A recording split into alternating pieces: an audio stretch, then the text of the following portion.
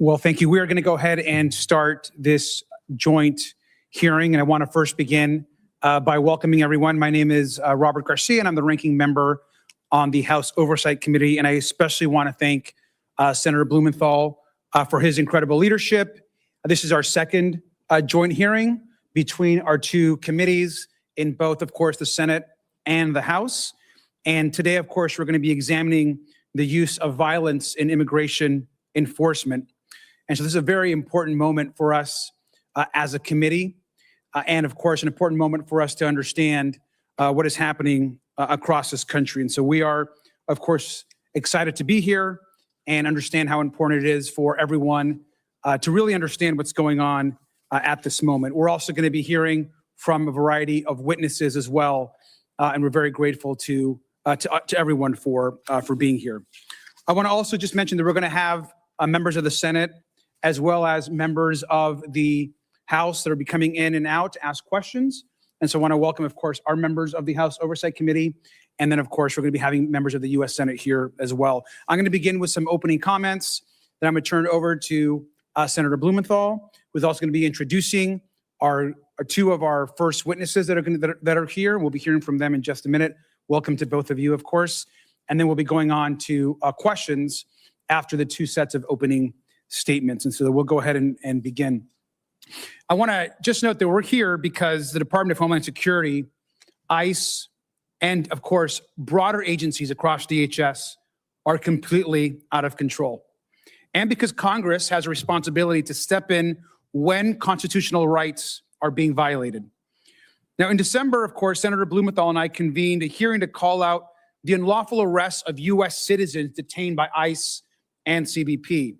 And since that time, the violence and the lawlessness has actually escalated.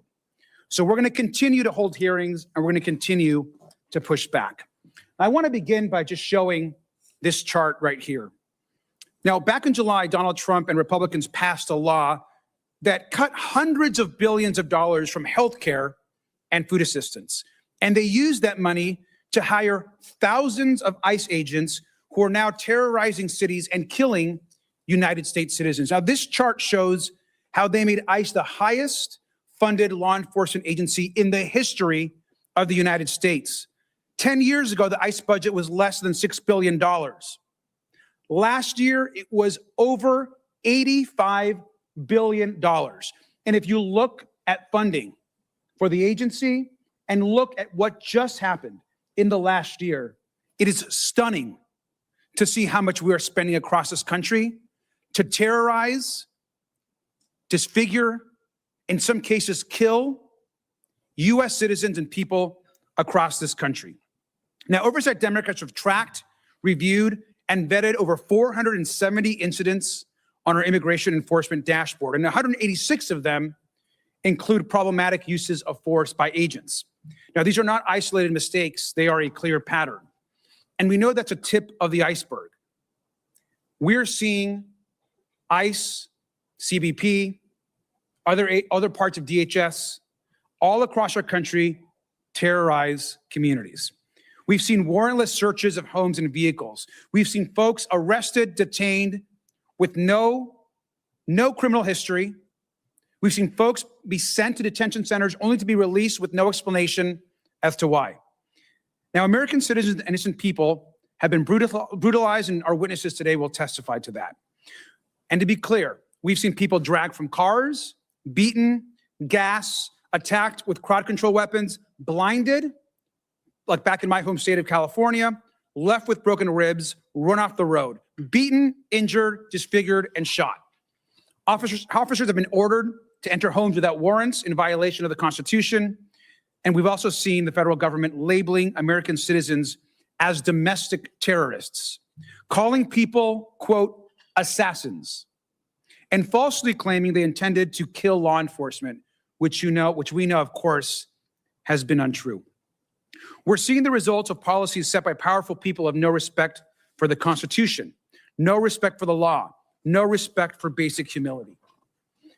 And these folks here, which we know well, Donald Trump, J.D. Vance, Kristi Noem, Stephen Miller, of course, Tom Homan and Greg Bovino, These people, every single one of them, has to be held accountable for the crimes, for the terror, and for the murders that are happening to our own people in this country. We're taking action today because the stakes could not be higher. Now, this morning, Oversight Democrats released our initial investigation into the killings of Renee Good and Alex Preddy. Now, Alex, of course, was a VA nurse who was peacefully exercising his First and Second Amendment constitutional rights before he was pepper sprayed, tackled, disarmed, and then shot repeatedly in the back. Now, Renee Good was a mom who told an officer, which we all have seen on video, "I'm not mad at you." She said, "I'm not mad at you," before she was shot dead. We mourn both of these two Americans today, and we find that these shootings cannot be justified.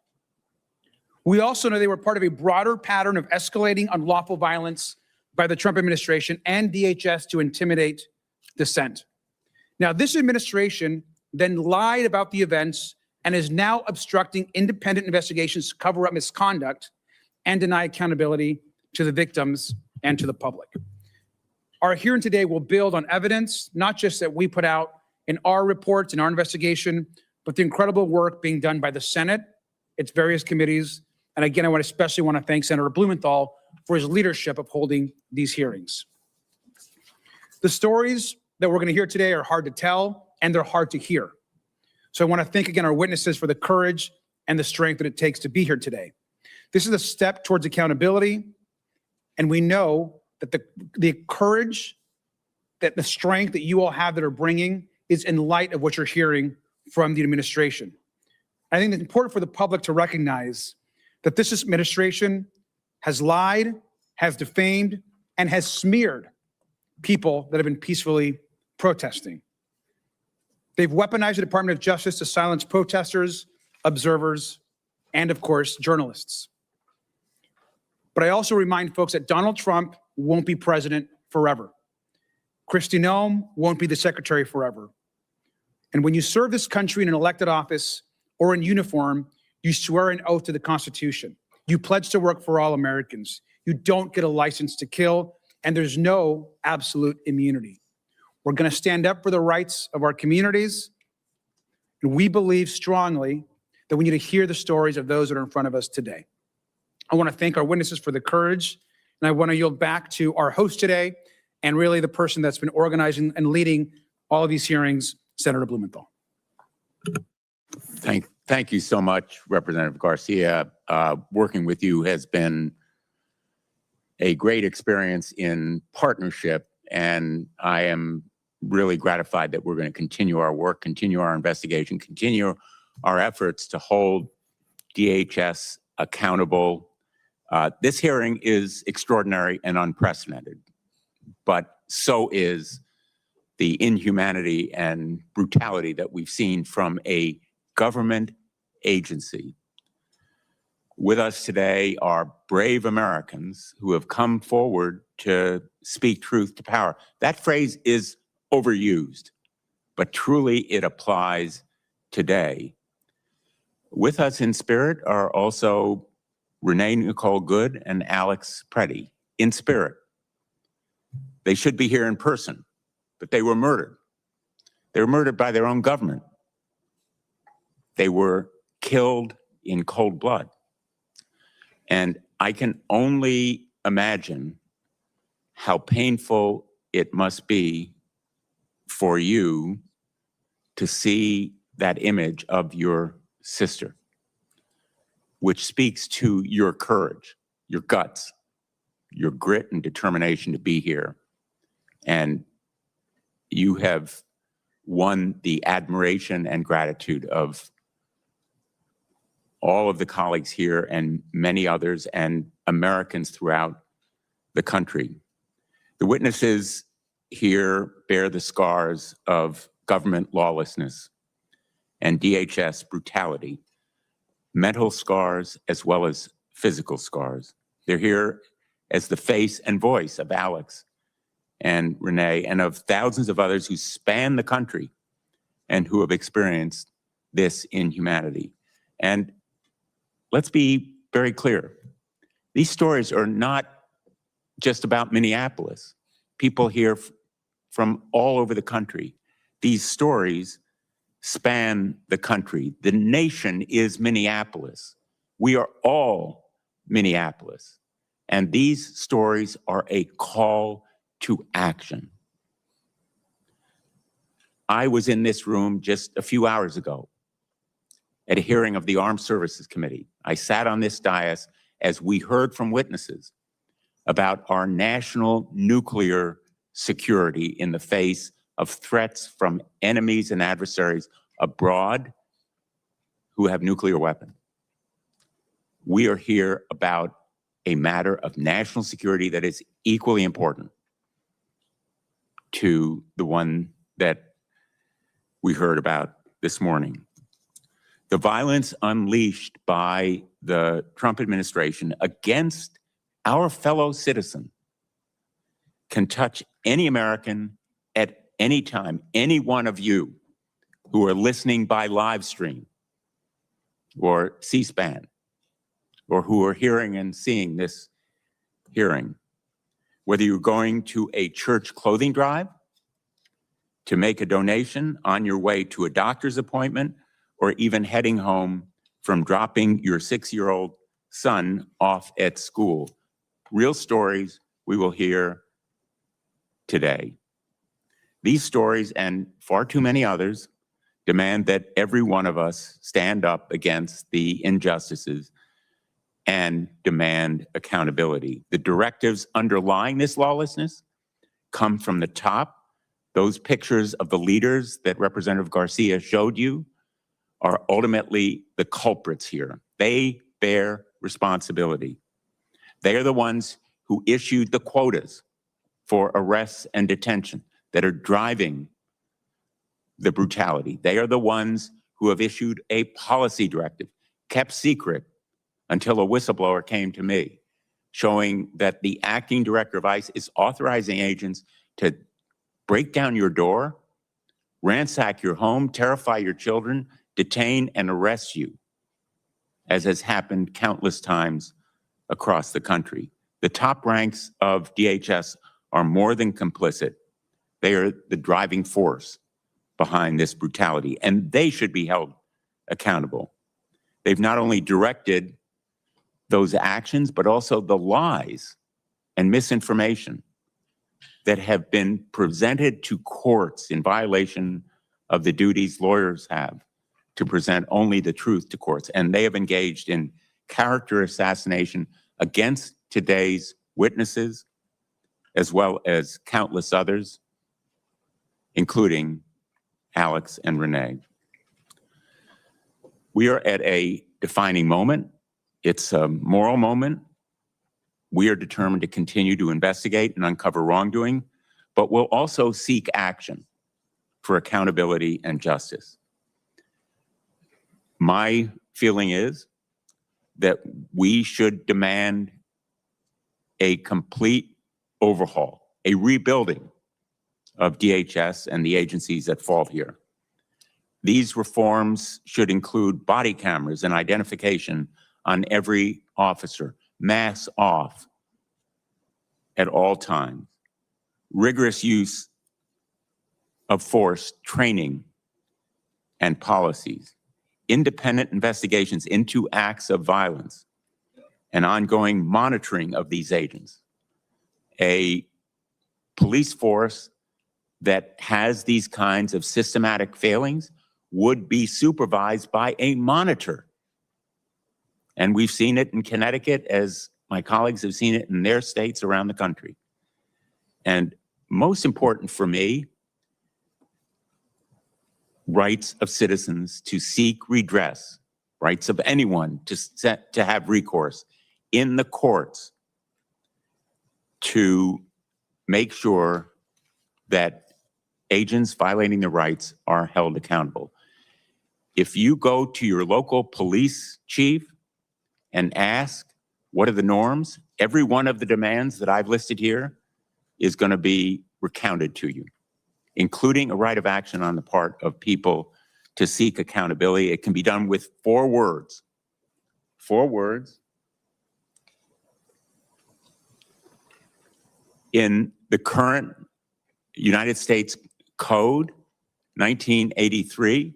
All we need to do is add, when we say every person, under color of any statute, ordinance, regulation, custom, or usage of the United States, of the United States, or any other state or territory.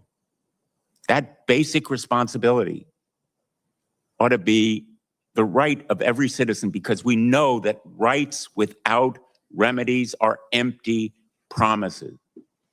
If a local cop can be sued, so should an ICE agent or a CPB official. And so should Greg Bobino and Kristi Noem and Todd Lyons and Steve Miller, and yes, Donald Trump. There is a real need for a full accounting of what these agencies have done. Someday we should have a Truth and Justice Commission to investigate the systematic failings. But for right now, I can promise that I will not support another dime for the Department of Homeland Security unless there is this fundamental, far-reaching reform and restraint, in effect, a rebuilding of the agency. So Renee and Alex are not with us, but the silencing of their voices should strengthen our resolve to force change, to stand up for what's right, to show our neighbors, our communities, and the world that we won't let totalitarian tyranny prevail and fear crumble this great nation. One day, I think we will look back and hold ourselves accountable, whether we stood up and took stands. Luke Granger and Brett Granger are showing that courage and strength today. And they're here to share some words about their sister. Luke and Brent, on behalf of all of us, I want to express again our gratitude, and we offer our condolences. Words are inadequate, but just know from our hearts, we are with you in spirit for this devastating loss, and we thank you for being here today. And I recognize you now for your remarks.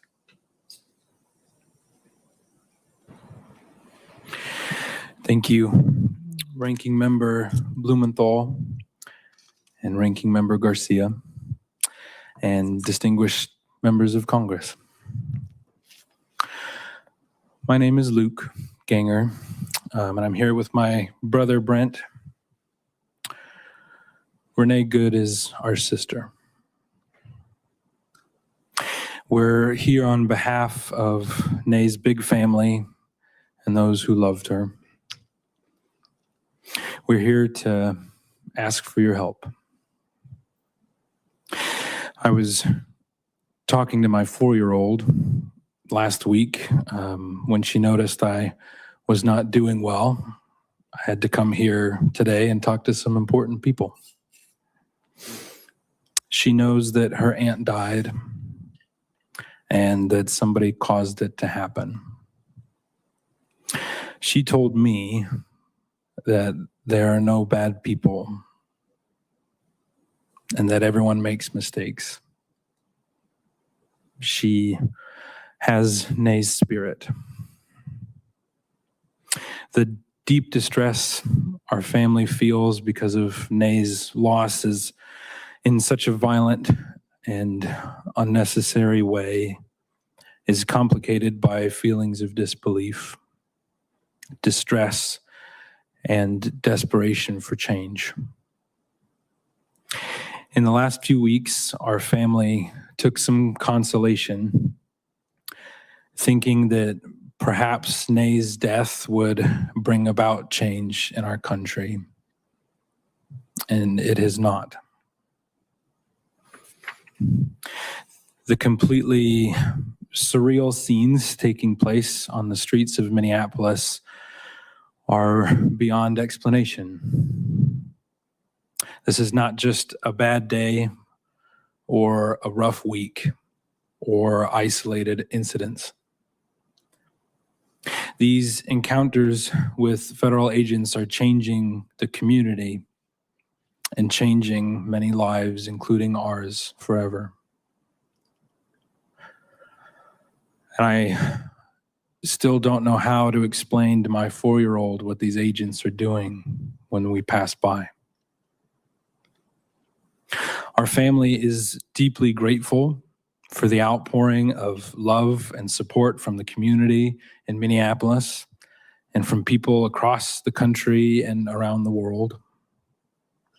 The prayers and words of support have truly brought us comfort, and it is meaningful that these sentiments have come from people of all colors, faiths, and ideals. That is a perfect reflection of Renee, who carried peace, patience, and love for others wherever she went. Our family is a very American blend. We vote differently, and we rarely completely agree on the finer details of what it means to be a citizen of this country. We attend various churches and some not at all. And despite those differences, we have always treated each other with love and respect. And we've gotten even closer during this very divided time in our country. And we hope that our family can be even a small example to others, not to let political ideals divide us, to be good like Renee. But the most important thing we can do today is to help this panel and our country understand who Renee is and what a beautiful American we have lost. A sister, a daughter, mother, a partner, and a friend.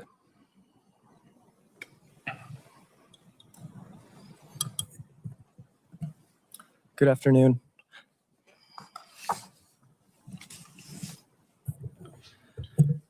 My name is Brent Ganger, and I'd like to share some thoughts from the eulogy that I gave on my sister's behalf this past Saturday. When I think of Renee, I think of dandelions and sunlight.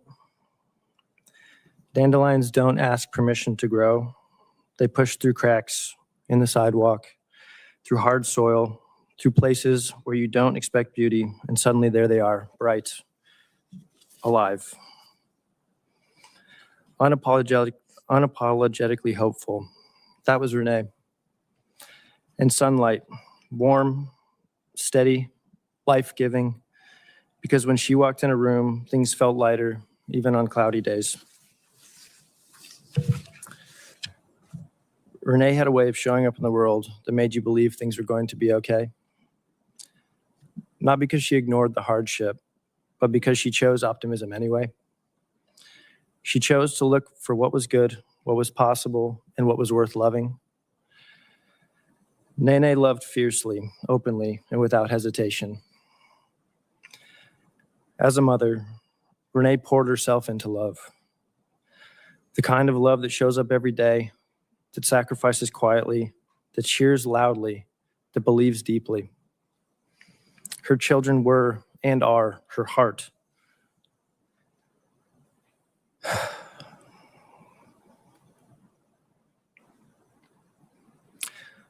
Walking around outside her body. And she made sure they felt safe, valued, and endlessly loved.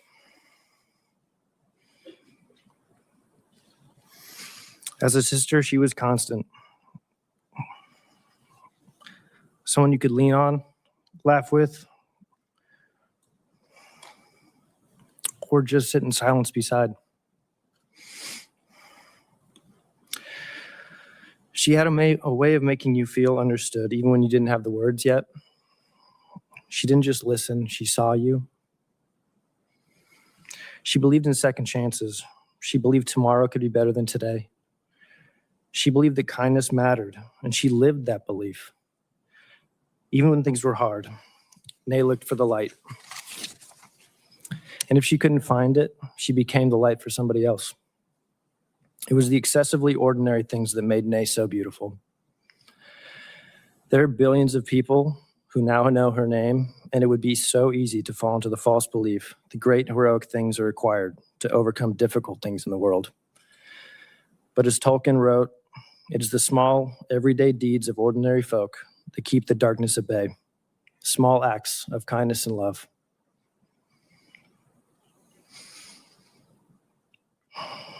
That's why the image of dandelions feels so right. People try to pull them up, overlook them, dismiss them, but they keep coming back, stronger, brighter, spreading seeds of hope everywhere they land. Renee planted those seeds in all of us. In her children,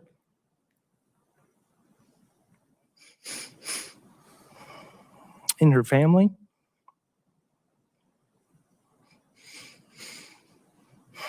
in friends, coworkers, and people who maybe didn't even realize they needed her light at the time. And sunlight. Sunlight doesn't ask for recognition. It just gives. It warms, it nurtures, it helps things grow. Renee did that for us. She helped us grow. She helped us believe in ourselves. She helped us see the good, even when life felt heavy. Renee is not gone from us. She's in the light that finds us on hard days. She's in the resilience we didn't know we had until we needed it. She's in the laughter, the memories, the love that continues to grow. Like dandelions, like sunlight, and like Renee. Thank you. Thank you.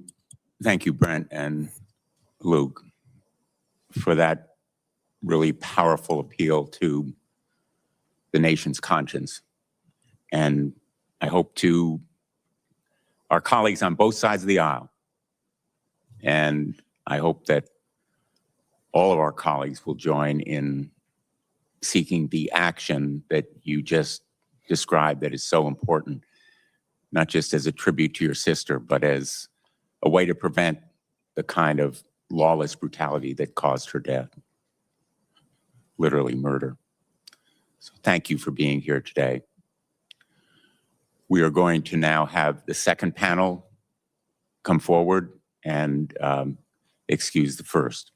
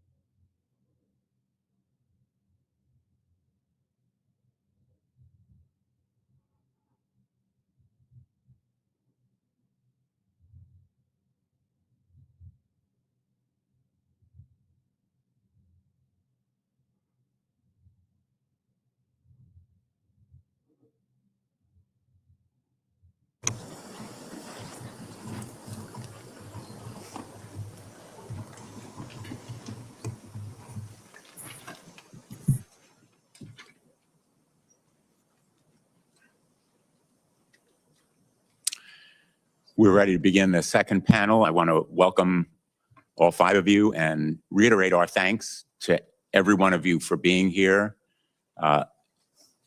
Everything that I said about Brent and Luke could apply to every one of you. Your courage and your strength enable us to move forward, to seek action, to appeal to the conscience of our country. We're fortunate to be joined today by Antonio Mr. Ramanucci is an attorney representing the family of Renee Nicole Good. He has extensive experience representing victims of policy violence, including the family of George Floyd. Marie Martinez is an American citizen, resident of Chicago. She is here to share her experience of being shot 5 times by Customs and Border Protection agents in Chicago this past October. Alia Rahman is an American citizen and resident of Minneapolis. She is here to share her story of being violently stopped and detained by immigration agents while on her way to a doctor's appointment just 3 weeks ago. Martin Daniel Rascon, known as Daniel, I believe. He is an American citizen and resident of San Bernardino, California. Mr. Rascon is here to share his story of being shot at by an immigration agent while traveling in a vehicle with family members last year. Finally, on our panel, Seth Stoughton.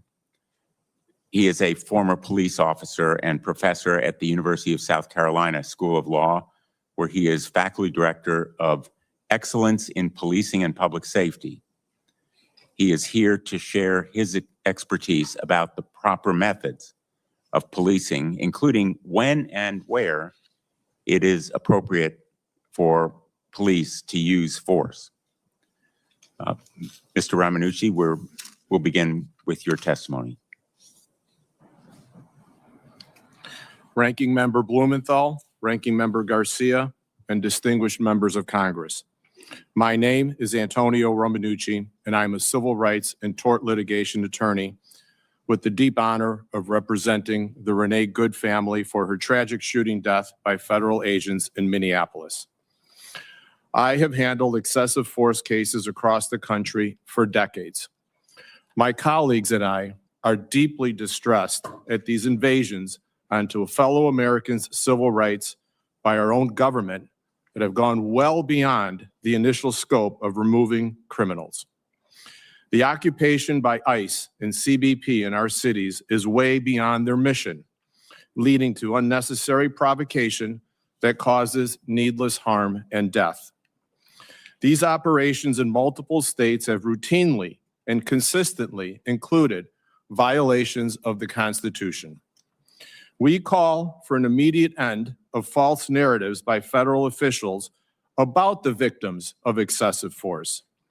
The character assassinations and conclusions before an investigation has been started, let alone completed, must stop. In America, our leaders must be held to a standard of truth and responsible speech. There is no such thing as absolute immunity, and that perception leads to agents who behave with absolute impunity, leading to exaggerated and violent, provoked encounters with people.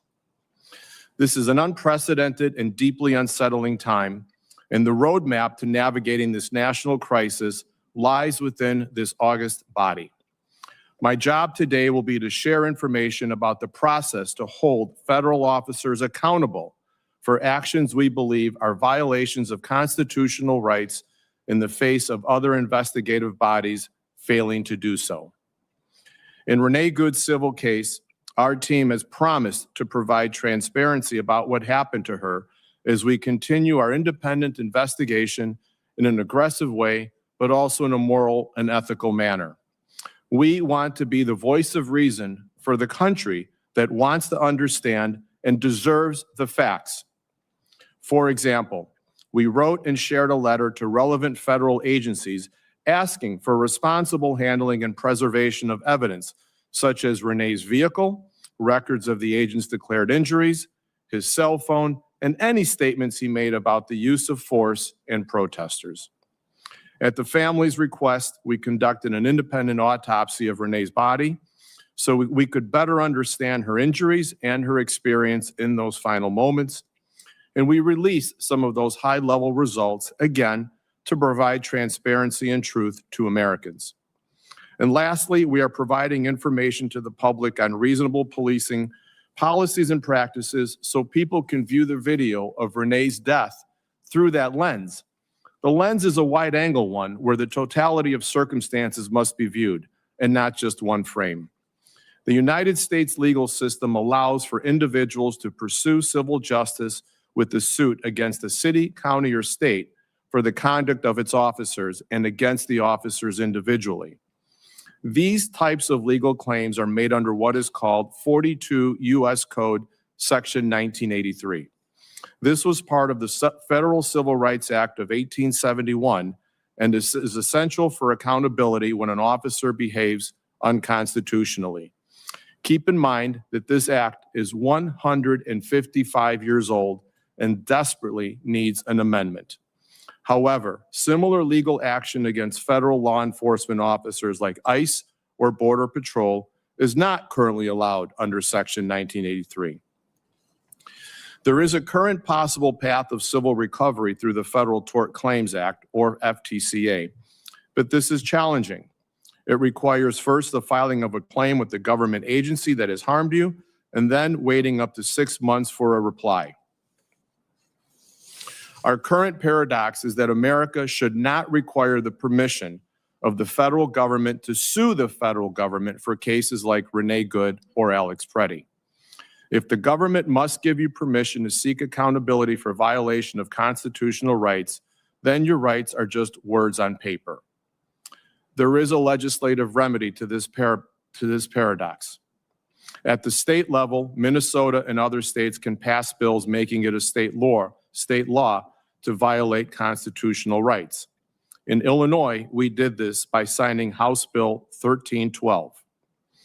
Congress can remove this roadblock to federal accountability by amending Section 1983 and adding 4 words, as you, Senator Blumenthal, pointed out, so federal officers can be sued civilly if their conduct merits it.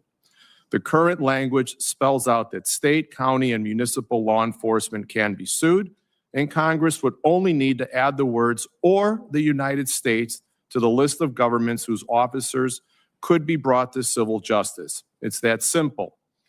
I'm urging you to consider this amendment and fix a 155-year-old problem.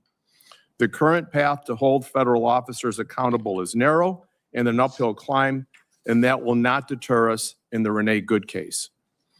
Please, let's not repeat a very recent moment in history when we said never again, and having Congress miss the opportunity to pass harm-stopping legislation seeking accountability when the law requires. I thank you. I thank this esteemed panel for your commitment to the truth, American values, and of course, our Constitution. Thank you. Ms. Martinez. Thank you. Thank you for having me here. Before I begin, I would like to take a moment to express my gratitude. Thank you, Chairman, for giving me the opportunity to be here today, for taking the time to hear my testimony. I give thanks to God. He has been a constant presence in my life and the source of my strength. Without him, I wouldn't be here standing. I am a living testimony of his grace. Sincerely, thank you everyone who has kept me in their thoughts and prayers and who has supported me since day one. From the parents at my school to my neighbors, to my family and friends, strangers near and far, from Mexico to Colombia, thank you all from the bottom of my heart. Esto es para toda mi gente inmigrante. My name is Marimar Martinez. I am a first-generation Mexican-American. As a survivor of this administration actions, as an advocate for those who do not have a voice, those that are pleading for justice, living in fear, and those who are asking for meaningful change and accountability. I come from a beautiful family full of immigrants. I am proud of my roots. I am born and raised in Chicago, Illinois, where I learned the values of resilience, community, respect, love, and hope. Those lessons have shaped me since childhood and continue to guide me through my adult life. On October 4, 2025, those values were tested when my life was nearly taken by my own government. This testimony is my attempt to give voice to an experience that words struggle to hold, but silence cannot justify. On Saturday, October 4, 2025, I woke up tired but committed to doing the fall cleaning I promised myself I would do that day. After 2 hours, I had successfully filled an entire bag of good quality clothes and shoes I wanted to take to donate to my local church. After a quick shower and a cup of coffee, I put the bag of clothes in the back of my car and headed towards the church. As I was getting close to the church, I noticed a SUV that appeared to be similar to the Border Patrol vehicles that had been invading our Hispanic neighborhood. In the previous week, I got a quiet but firm sense that something wasn't right. As I passed the vehicle, I noticed an overlight in the front windshield, no front plates as required in Illinois, and an out-of-state license plate in the back. I then noticed a uniformed Border Patrol agent in the vehicle. As a 30-year-old USA citizen with no criminal history, I believed that I had nothing to worry about, but I was concerned for my friends, neighbors, based on the well-publicized incidents involving Border Patrol agents in our community over the past few weeks, arresting anyone with brown skin for no legitimate law enforcement reasons. For the next 15 to 20 minutes, I followed these Border Patrol agents through my neighborhood, honking my horn, shouting out "La Migra" to warn my neighbors about the presence of these agents who have been terrorizing our community over the past few weeks. As I did this, my neighbors started standing on the porches and sidewalks, joined in on this spontaneous life alert system and began setting off their car alarms to warn other neighbors. As the Border Patrol vehicle turned on Kedzie Avenue, I continued to beat my horn and warn my community. As we approached the intersection of 39th and Kedzie, my vehicle was 2 to 3 feet to the left of the Border Patrol vehicle. He started to swerve into my lane as he was driving. I made eye contact with the driver of the Border Patrol vehicle and watched as he turned the steering wheel once again to his left and sideswept my vehicle. I immediately froze, slammed on the brakes, and stopped my car. The Border Patrol vehicle stopped just 1 to 2 car lengths ahead of me. It seemed like time stopped. I knew from watching the news coverage of other Border Patrol encounters in Chicago that I was in danger. I watched the vehicle of Border Patrol agent killing Silverio Villegas Gonzalez just 3 weeks prior. I knew I had to get to safety before I was dragged from my car and likely beaten or killed. I drove forward and went around the Border Patrol agents, who jumped out of his car and pointed his gun at me. I moved to the far left lane, striking the curb on the far left side of Kedzie. The next thing I knew, I felt a burning sensation in my arms, legs, and that I had been shot by pepper balls, which I also seen these agents fire at people in our community. As I continued to drive past the Border Patrol agents, I could hear my back passenger window shatter, and I felt bullets continue to pierce my body. As I attempted to drive to a safe location, I began to feel lightheaded. I looked down and I noticed blood gushing out of my arms and legs, and I realized I'd been shot multiple times. As I became lightheaded, I became worried I would pass out and endanger other drivers on the road. I managed to drive a mile from where the incident happened, and I pulled into a parking lot of a mechanic shop, and I called 911. I told the 911 operator that Border Patrol agents had just shot me and I needed help.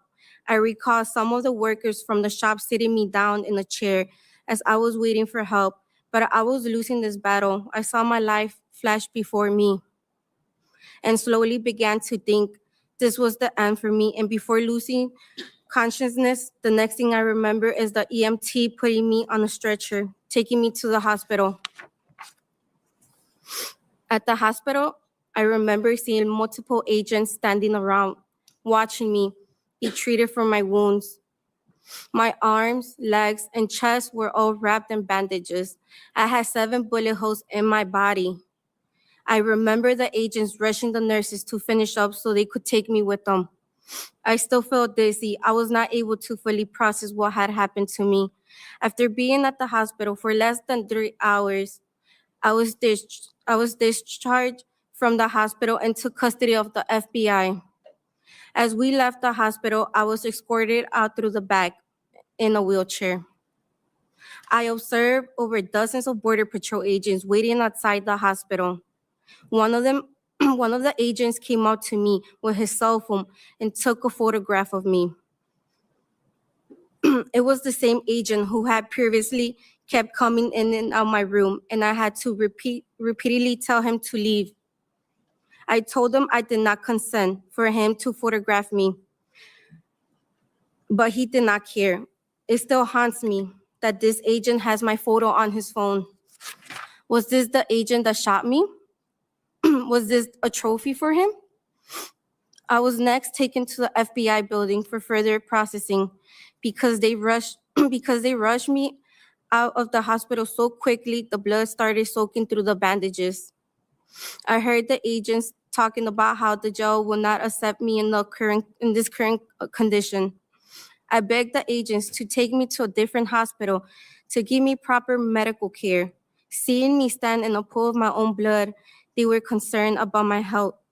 One of the kind FBI agents brought a bag of additional bandages and worked quickly to pour more dressings over my bloody bandages. The FBI agents agreed to take me to a different hospital where my wounds were treated again, and I received additional medical care before being released back into law enforcement. Before being released back to law enforcement custody the following day. The agents took me from the second hospital to the federal detention center in downtown Chicago. I had never even had a parking ticket before, and now I was sitting in federal detention center just for being the victim in a minor traffic accident. Things were surreal. The news in the jail that evening had my story and was being called a domestic terrorist. They said I quote unquote rammed federal agents. I was in shock. If they only knew I was a month away from paying off my truck and I will never intentionally damage my vehicle, much less be crazy enough to hit a law enforcement. On Friday, I was teaching the young children at the Montessori school, and we were singing and dancing and getting ready for spooky season, preparing fall activities to do the following week. And on Saturday, my own government was calling me a domestic terrorist. And I was in federal detention centers with the bullet holes all over my body. I went to court on Monday, and I met my attorney, Christopher Parenti. He told me the government was trying to have me kept in jail until the trial because they claimed I was a danger to the community. I told them I had never been in trouble before and that the government claims were all wrong. I looked around the courtroom and I recognized over dozens mom and dads from the Montessori school, along with my boss and most of my family members who came to support me. I heard my attorney tell the judge that he had received over 50 letters from the moms and dads from the kids, all describing me as caring, loving, empathetic teacher, the exact opposite of a domestic terrorist. I heard the government describe me as being armed, even though I knew my gun was always inside my snap closed holster at the bottom of my purse, where I always kept it.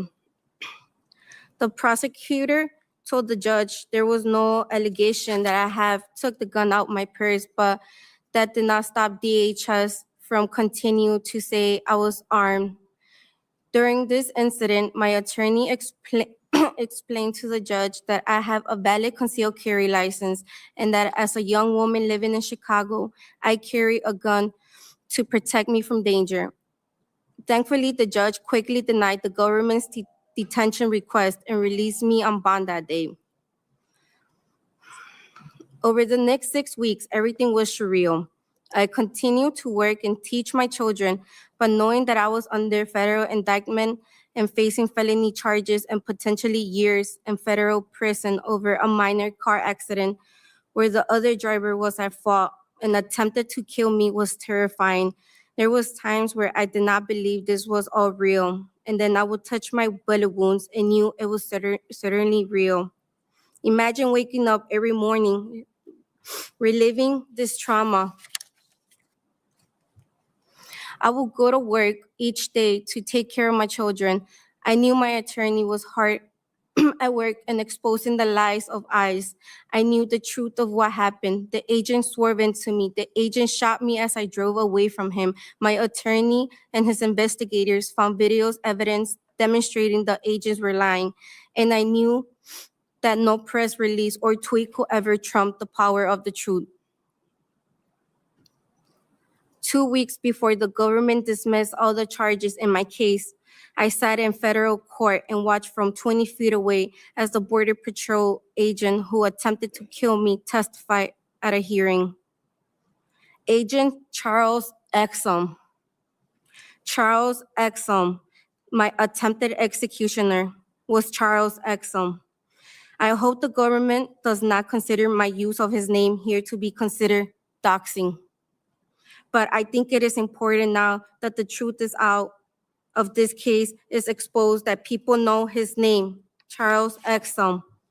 Exum was in the courtroom testifying, attempting to weave a coherent story explaining why he took his vehicle that I allegedly rammed out of the secure FBI evidence garage and drove it back to Maine, where the Border Patrol on-site mechanic was ordered to buff out the damages of the vehicle.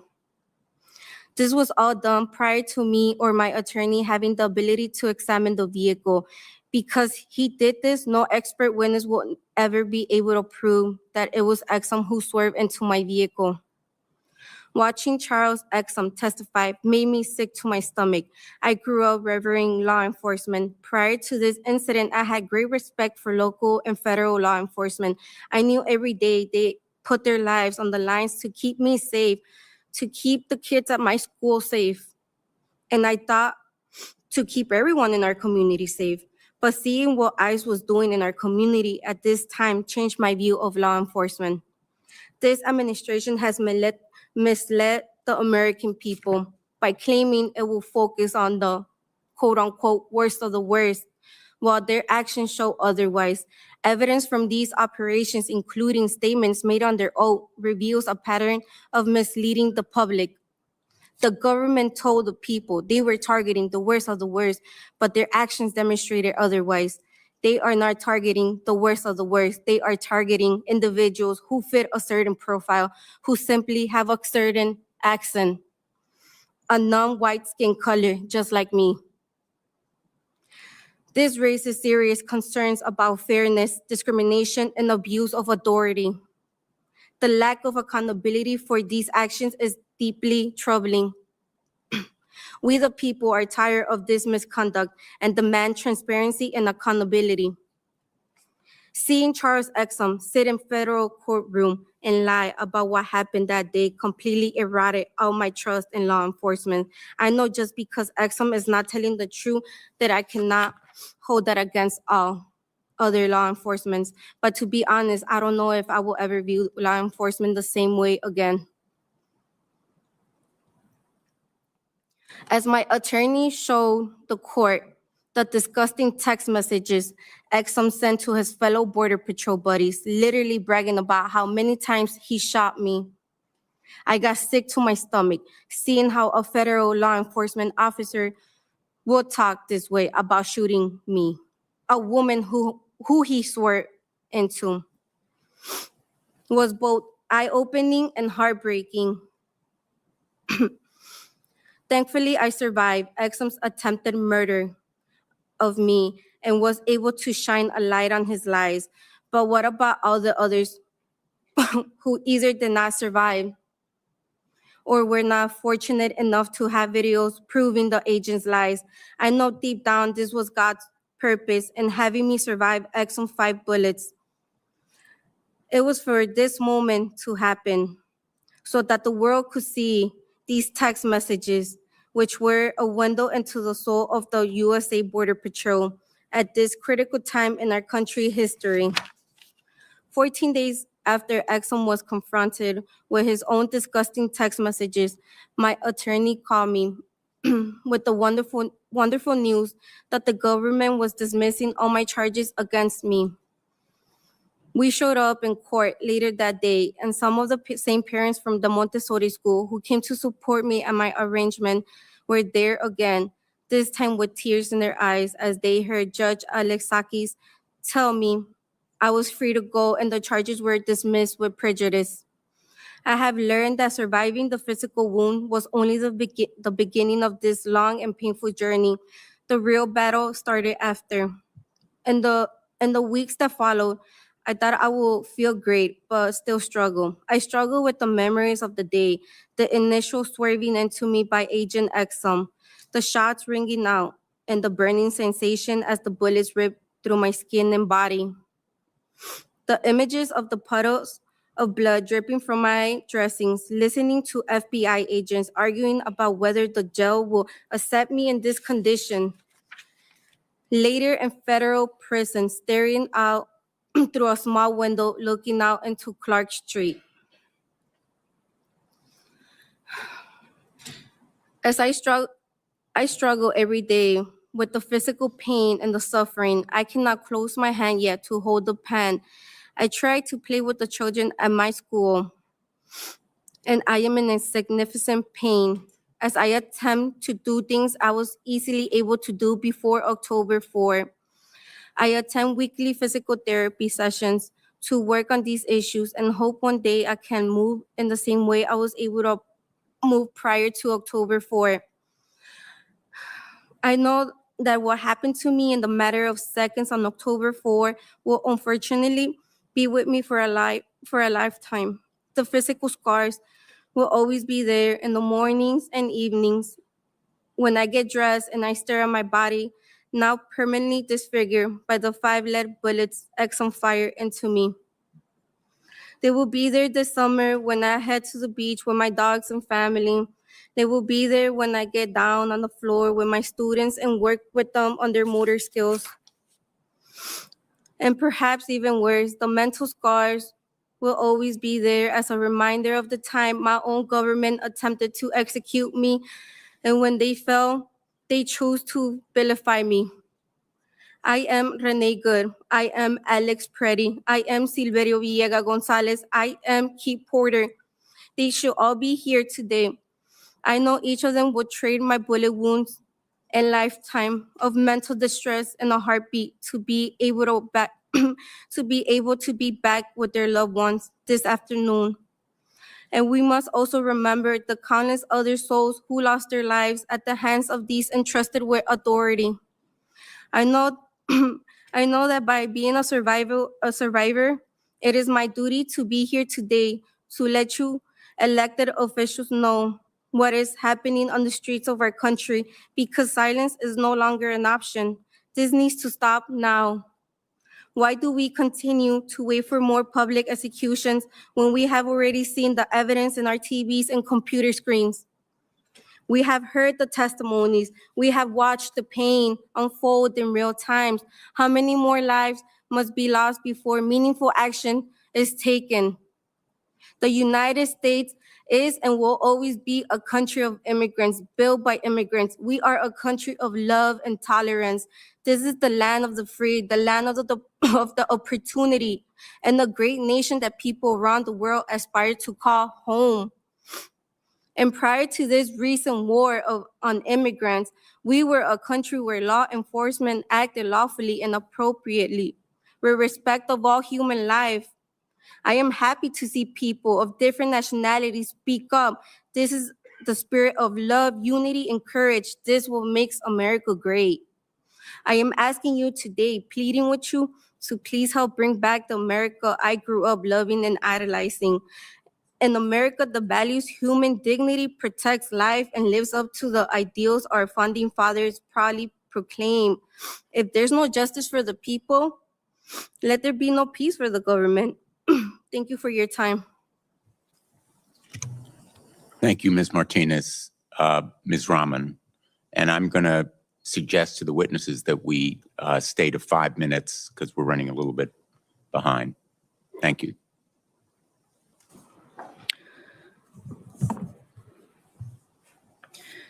Thank you, members, for taking time to be here today, and thank you, staff, for making this happen. My name is Aliya Rahman, and I am a resident of South Minneapolis.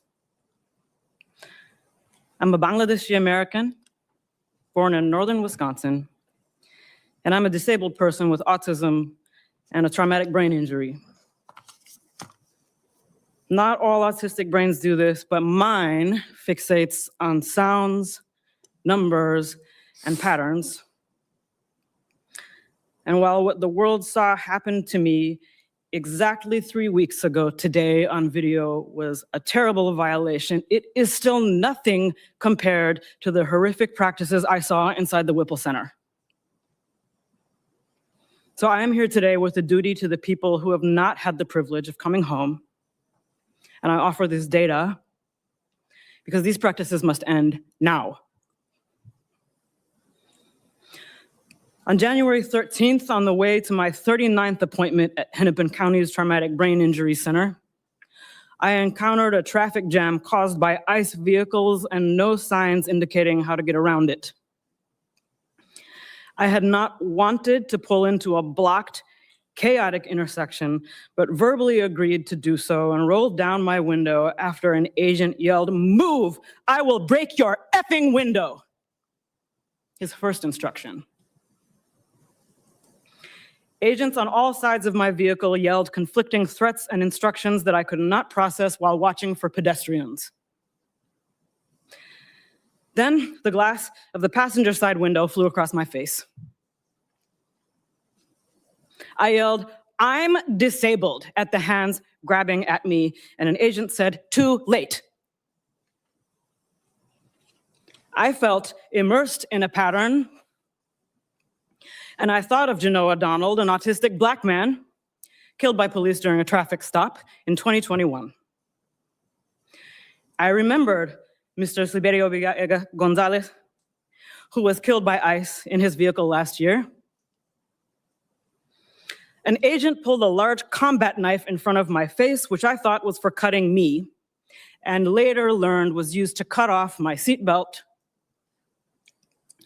Shooting pain went through my head, neck, and wrists when I hit the ground face first and people leaned on my back.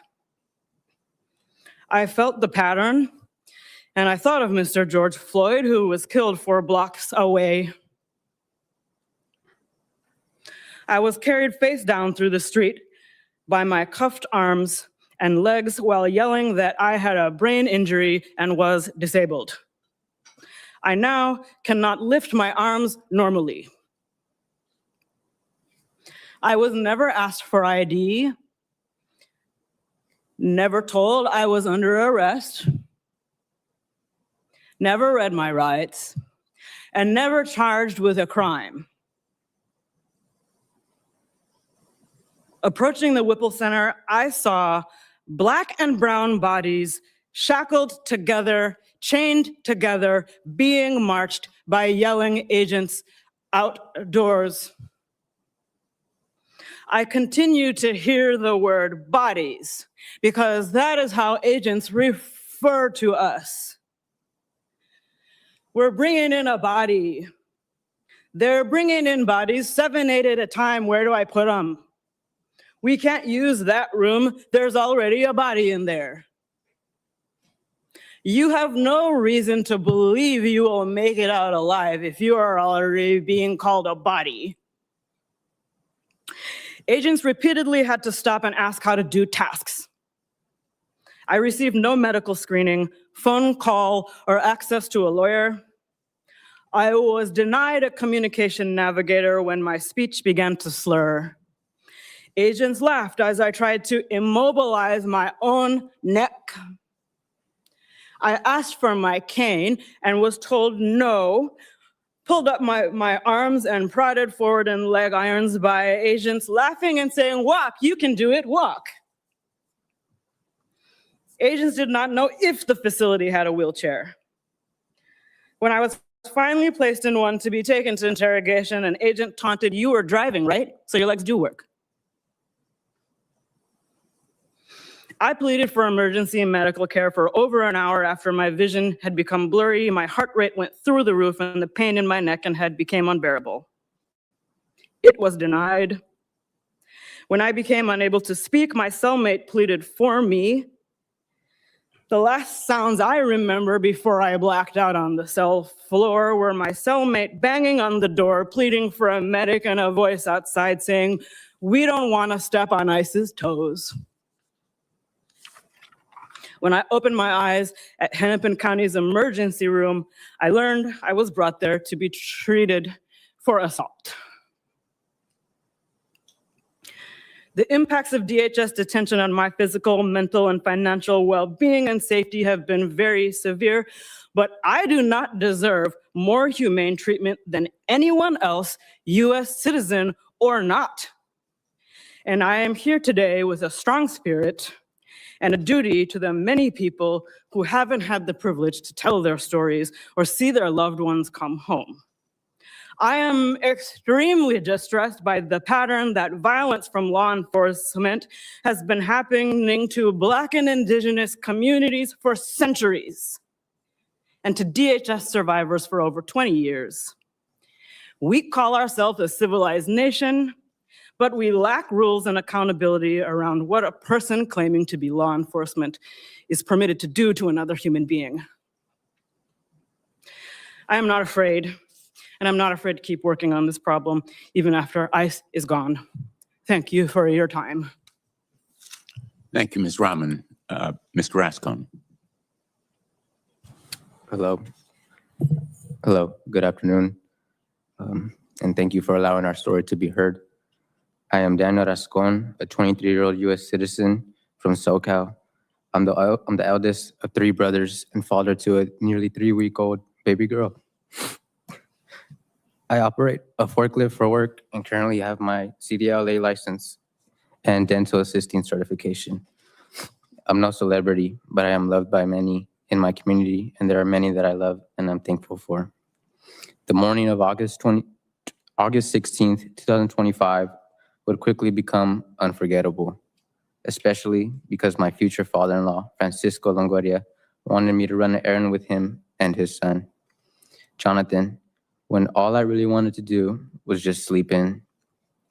We took Jonathan's truck with him sitting in the passenger seat, Francisco driving, and me sitting behind Francisco, when we were just 2 minutes away from home. At 8:49 a.m., 2 unmarked trucks suddenly boxed in our car. I had been looking down at my phone, but when our car abruptly stopped, I looked up thinking we must be at a red light or in a traffic jam. But to my surprise, I was instead met with four men in face masks, sunglasses, and baseball caps, and guns drawn, pointing straight at us, walking towards our car. These 4 men then tried forcing their way into our car by pulling on the handles, pounding on the windows, and yelling at us to roll down the windows, all while failing to answer our repeated requests for their identification and what they wanted. I did not know who these men were. They were refusing to identify themselves, and the only thing I felt I could do, I could control, was capturing this event by recording it on my cell phone. There were 2 men on either side of the car, and they were not wearing any uniform. I could not tell who these men surrounding our car with guns were. We again asked them to show identification and why they were approaching us with so much aggression. Only seconds after they started pounding on the windows, one of the men broke the driver's side window, punched Francisco in the face, and began reaching into the car.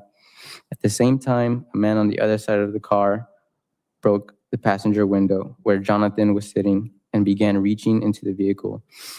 They shattered the windows, and in that moment, the whole world felt like it was the size of the inside of our pickup. And we were sitting in harm's way with nothing to do but record the horrifying experience. Terrified for our lives, Francisco bravely drove straight through the only open pathway down the street, hoping to be driving towards safety, when we were instead met with gunfire. After we had passed the men, one of the 4 men attempted to murder us after we passed by, as he fired and made contact with the passenger side of our car multiple times. I will never forget the fear and having to quickly duck my head as the shots were fired at the car. Any one of those bullets could have killed me or 2 people that I love. We narrowly escaped as pieces of glass fell on our heads as we drove down the bumpy road. 3 minutes changed our lives forever. The incident began at 8:49 a.m. and we were home by 8:52 a.m.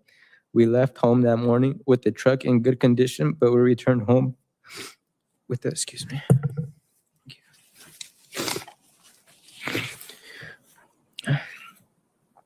I'm sorry, hold on. What was that? We were in, sorry, I lost myself here. Yes. We were home by 8:52 a.m. Left that morning with the truck in good condition, but we returned home with a truck that had 2 shattered windows and bullet holes. We then called 911 to report that 4 men who were hiding their identity assaulted and shot at us. By 9 a.m., a police helicopter was flying over our property. Next thing we know, local officers showed up at our home, handcuffed Francisco, put him in the officer's car, and began individually questioning us. The officers then allowed the same 4 men who had just attacked us to come to our home. Those 4 men were asked to identify who they were looking for, but they had zero idea as to who they were even targeting. Pointing to me as the driver, these masked men had just shot at us, and they were now in our home, treating us as the people who had done something wrong. The man who shot at us went to my future brother-in-law, asked him questions about the video we took of their attack, and lied, saying those were not shots. When the officers left our home almost 3 hours later, we were told that the FBI would continue the investigation. However, almost immediately after the officers left our home, 2 men walked up to our gate and told us to let them in. We could immediately tell this was not the FBI, but instead ICE and HSI agents. The HSI agent then said, "Is he here?" But they never clarified who he was. I said we were told the FBI would be coming and we would be waiting for them to arrive. The HSI agent looked at me and said, "For all intents and purposes, we are the FBI." As time passed, more and more ICE and HSI agents arrived in unmarked vehicles with no license plates. They had gear on and walked around our home with submachine guns, assault rifles, and holstered pistols, making sure to keep their hands on their weapons for fast drawing. The agents blocked every exit out of our home and shut the entire block of our neighborhood. More than 20 HSI ICE agents and more than 30 police officers were brandishing weapons ranging from paintball guns to a manned drone, flying and mapping out the layout of our home. Our home that used to be our safe place, now being used as a weapon against us to trap us and take advantage of our surroundings. Once the agents finished asking us questions and watching our recordings of the terrifying event, they left, but we no longer felt safe. We didn't feel like we could leave our home or operate normally in the world. How do you move on from knowing someone tried to kill you and people you love for no reason? Then just 2 weeks later, on August 28th, 2025, I was sleeping on the couch when I was awoken up at 4 a.m. by horrified family members telling me that men were entering our property through our gate and surrounding our entire home. These men had weapons, were wearing night vision goggles, and utilizing a bright green laser beam from their assault rifles. An armored truck was in front of our house, and one of the men used a megaphone to announce we needed to come outside of our home with our hands up. Our hearts were racing, and we tried getting everyone in the house awake since it was the middle of the night. Again, we were placed in a position of pure terror and did not know what to do. We called our lawyers because we did not understand what was happening. But then the men breached our front doors, by breaking the locks and yelling that we needed to come out of the house with our hands up. The agents pointed the bright lasers attached to their rifles at each of us inside the home. They even pointed their weapon at my fiance, who was pregnant at the time. We kept telling them she was pregnant and we would comply. I was surrounded and trapped in a room full of the ones I love and fearing for every single one of our lives. We kept asking for a warrant, and eventually they showed one, and we listened to their commands. Francisco was in his sleeping attire, and we begged them to allow us to give him a shirt and socks since it was cold outside, and we did not know where they were taking him or what they would do to him. We then watched as they took him away, breaking our hearts. Eventually, Francisco went in front of a federal judge who validated that the incident was scary to watch from the recording inside our vehicle.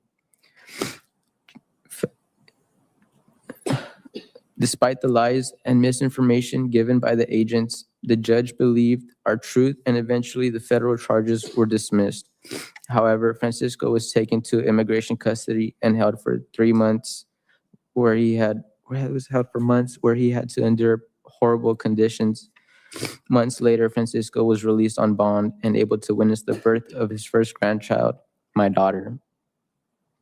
Yet our fight for justice is not over. We will carry this incident with us forever. Thank you, Senator Blumenthal and Senator Garcia. Thank you very much, Mr. Rascon. Mr. Soden. Thank you. Thank you, Senator Blumenthal, Representative Garcia, members and staff. My name is Seth Stoughton. I'm a law professor at the University of South Carolina, faculty director of the Excellence in Policing and Public Safety program there. My comments today are my own and do not necessarily reflect the views of my employer. I've spent the last 13 years studying policing. I'm also a former police officer. This administration's approach to immigration enforcement falls far short of professional norms. This is not policing. This is not normal. And this is neither professionally nor democratically acceptable. I want to be clear that my comments are not about federal immigration policy. Reasonable people can disagree on policy and yet still agree with something more fundamental, that any enforcement must be performed professionally, legally, and safely. That is not what we see right now. Instead, we see a lack of interagency collaboration or even basic communication, reducing both efficiency and public trust. We see poor tactics that put community members and federal agents themselves in unnecessary danger, and we see profound failures of leadership after critical incidents that never should have happened. With regard to interagency collaboration, federal law enforcement has partnered with state and local agencies for generations. Highly targeted police efforts have long been known to be the most effective approach to enforcement, but they depend heavily on local knowledge, relationships, and expertise that federal agents lack.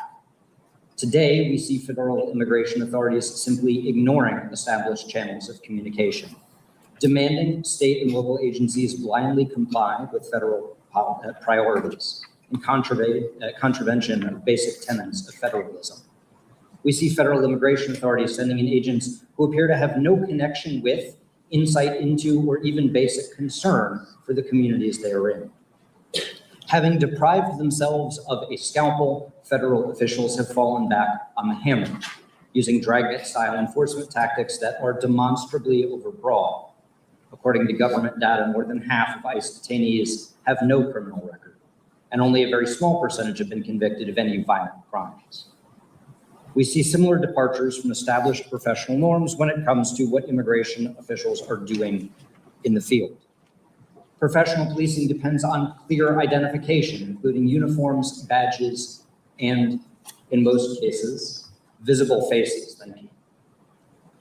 That reduces the risk of tragic misidentification, both blue-on-blue shootings and defensive violence by confused citizens. By contrast, recent federal operations have involved officers in plainclothes and masks, sometimes refusing to identify themselves even when asked, leading to dangerous confusion. Among other things, local officers have responded to kidnapping and shooting in progress calls. In one incident, a local officer drew his weapon on a motorist that he saw pointing a gun at someone else, only to later learn that that motorist was an ICE agent. Professional policing also depends on sound tactics to keep officers and community members safe. This includes, among other things, attempting to de-escalate passively non-compliant subjects, such as those who fail to exit their vehicles when initially commanded to do so. But we see federal agents rushing vehicles, prying on door handles, and breaking windows within seconds of initiating an encounter. This is substantially more likely to scare a non-compliant subject into actively attempting to escape a potential assault. Good tactics include preemptively avoiding the risk of being struck by a vehicle by not stepping in front of vehicles. But we see federal agents taking and maintaining positions in front of vehicles. Good tactics include not shooting at moving vehicles, a practice professional policing has constrained for decades, both because it is unlikely to actually stop the vehicle from moving and it can create an unguided missile. There have been at least 10 instances of federal immigration officials doing exactly that in the past few months. We've also seen uses of force that appear on their face to be deeply problematic or simply outright excessive. An agent in Cicero, Illinois, deploying pepper spray into the window of a moving vehicle with a toddler inside. An agent in Chicago who, from a position on a nearby roof, shot a minister who was standing on the sidewalk below in the head with pepper balls. And agents in Minneapolis, New York, Los Angeles, and elsewhere shoving people to the ground, including some people who appear to have no idea that they are even being approached by agents, to say nothing of the stories you've already heard from other witnesses today. When the actions of a law enforcement officer results in the loss of life, as we've seen most recently with the killings of Renee Good and Alex Preddy, professional policing should follow a disciplined protocol. Conduct a thorough investigation while sharing what is known, identifying what is unknown, and avoiding speculation. Competent leaders know that premature narratives can contaminate investigations and corrode trust. But we've seen senior officials issue definitive, exonerating conclusions within hours of an incident, far sooner than would be possible with any careful inquiry. We've also seen public claims about absolute immunity that are legally incorrect. These statements signal that any oversight is purely performative, that accountability and outcomes are preordained. More troublingly, we've seen traditional accountability mechanisms sidelined in ways that repeatedly prompted resignations by experienced attorneys and investigating agents. This is an extraordinary warning sign that critical safeguards are being bypassed or weakened. We are in the terrifying position of seeing federal agencies unwilling or unable to conduct the kind of thorough, meticulous investigations that these incidents demand, or even denying that any investigation is necessary when we can plainly see that it is. Abandoning these longstanding principles, threatening state and local officials, sidelining highly experienced and deeply dedicated public servants, precluding accountability by actively inhibiting any meaningful review, these are not normal decisions. History suggests that these are the hallmarks of authoritarianism. These deviations from longstanding professional norms should be deeply concerning. Equally concerning is the effect that this administration's approach will have in the future as thousands of ICE agents who have recently been hired or who are going to continue to be hired will eventually change jobs, moving into other aspects of federal law enforcement or taking jobs with state and local agencies. What we're seeing right now is not normal, but if it is not addressed, it will become normal. And that will send professional policing back decades, and the cost will be in lives. Thank you for your time, and I look forward to your questions. Thank you, Professor Stoughton. I'm going to turn to Representative Garcia. He will ask the first round, then we'll go back and forth between the House and the Senate. I want to express my appreciation for the tremendous turnout that we have today. We're going to have 4-minute rounds because we have so many people and we have limited amounts of time. Representative Garcia. Thank you. I want to just begin by thanking all of our witnesses. Each of your stories has been very honestly hard to hear. Like many of my colleagues, I'm enraged by what you've all had to go through. I'm so sorry the stories are horrific, and I promise you that every single one of us, whether it's the House or the Senate, we will hold all of those that cause you harm accountable. You all deserve justice and you deserve peace. And it's horrific that anyone in our country has to go through what you have all been through, and I'm so sorry. We know that they're calling some of you and Americans across this country terrorists and anarchists. And I want to be clear that President Trump and his administration continue to lie about what they're doing over and over again. I want to start with Ms. Martinez. You shared a heartbreaking story, and I just want to go over some information on the record again to be very clear. You were shot 5 times, which is terrifying and horrific. Your own government called you a domestic terrorist. Is that correct? Correct. And you're not a terrorist, of course, correct? No, I'm not. You're a teacher, is that right?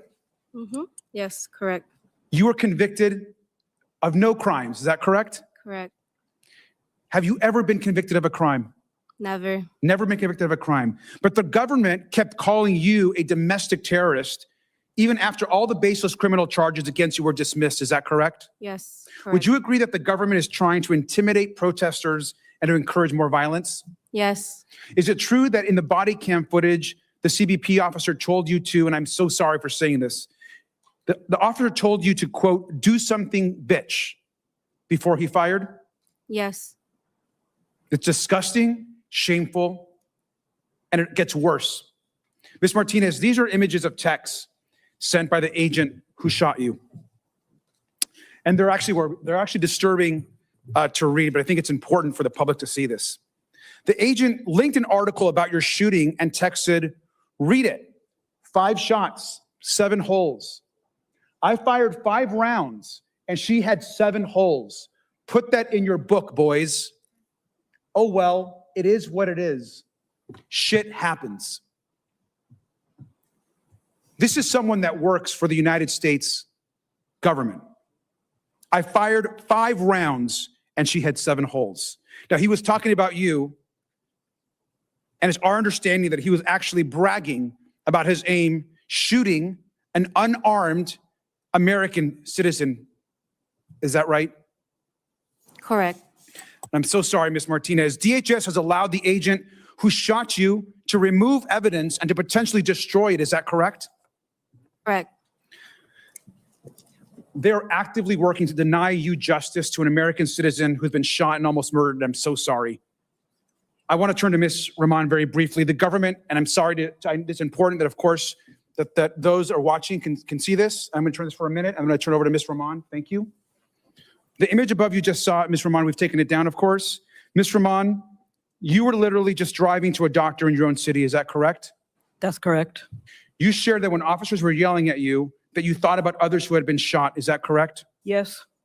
You told officers that you were disabled. Is that correct? Yes, many times. You were still brutally arrested, denied medical care, and you lost consciousness in your cell. Is that correct? That is correct. Horrific, outrageous, and I'm so sorry that this happened to you. And I would encourage the American public to view the photos of what happened to Ms. Rahman, which are very hard to see. These agents are unleashing violence against people across our country. And I have one final picture as I close. I want to remind the American public of Stephen Miller.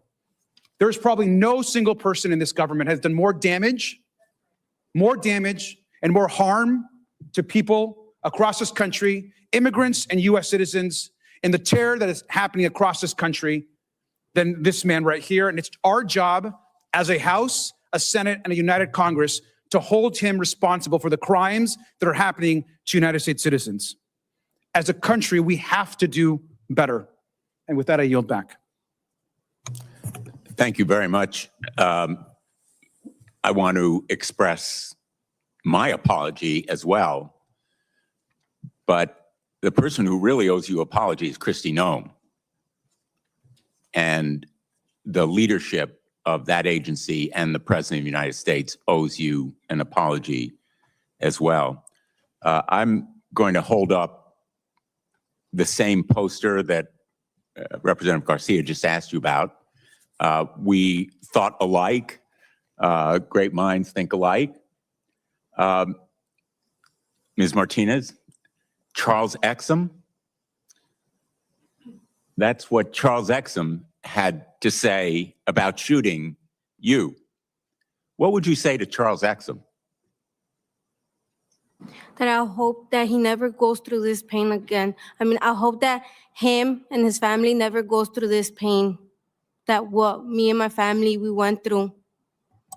Well said. What I would say to him is, have you no sense of decency? Have you no sense of shame?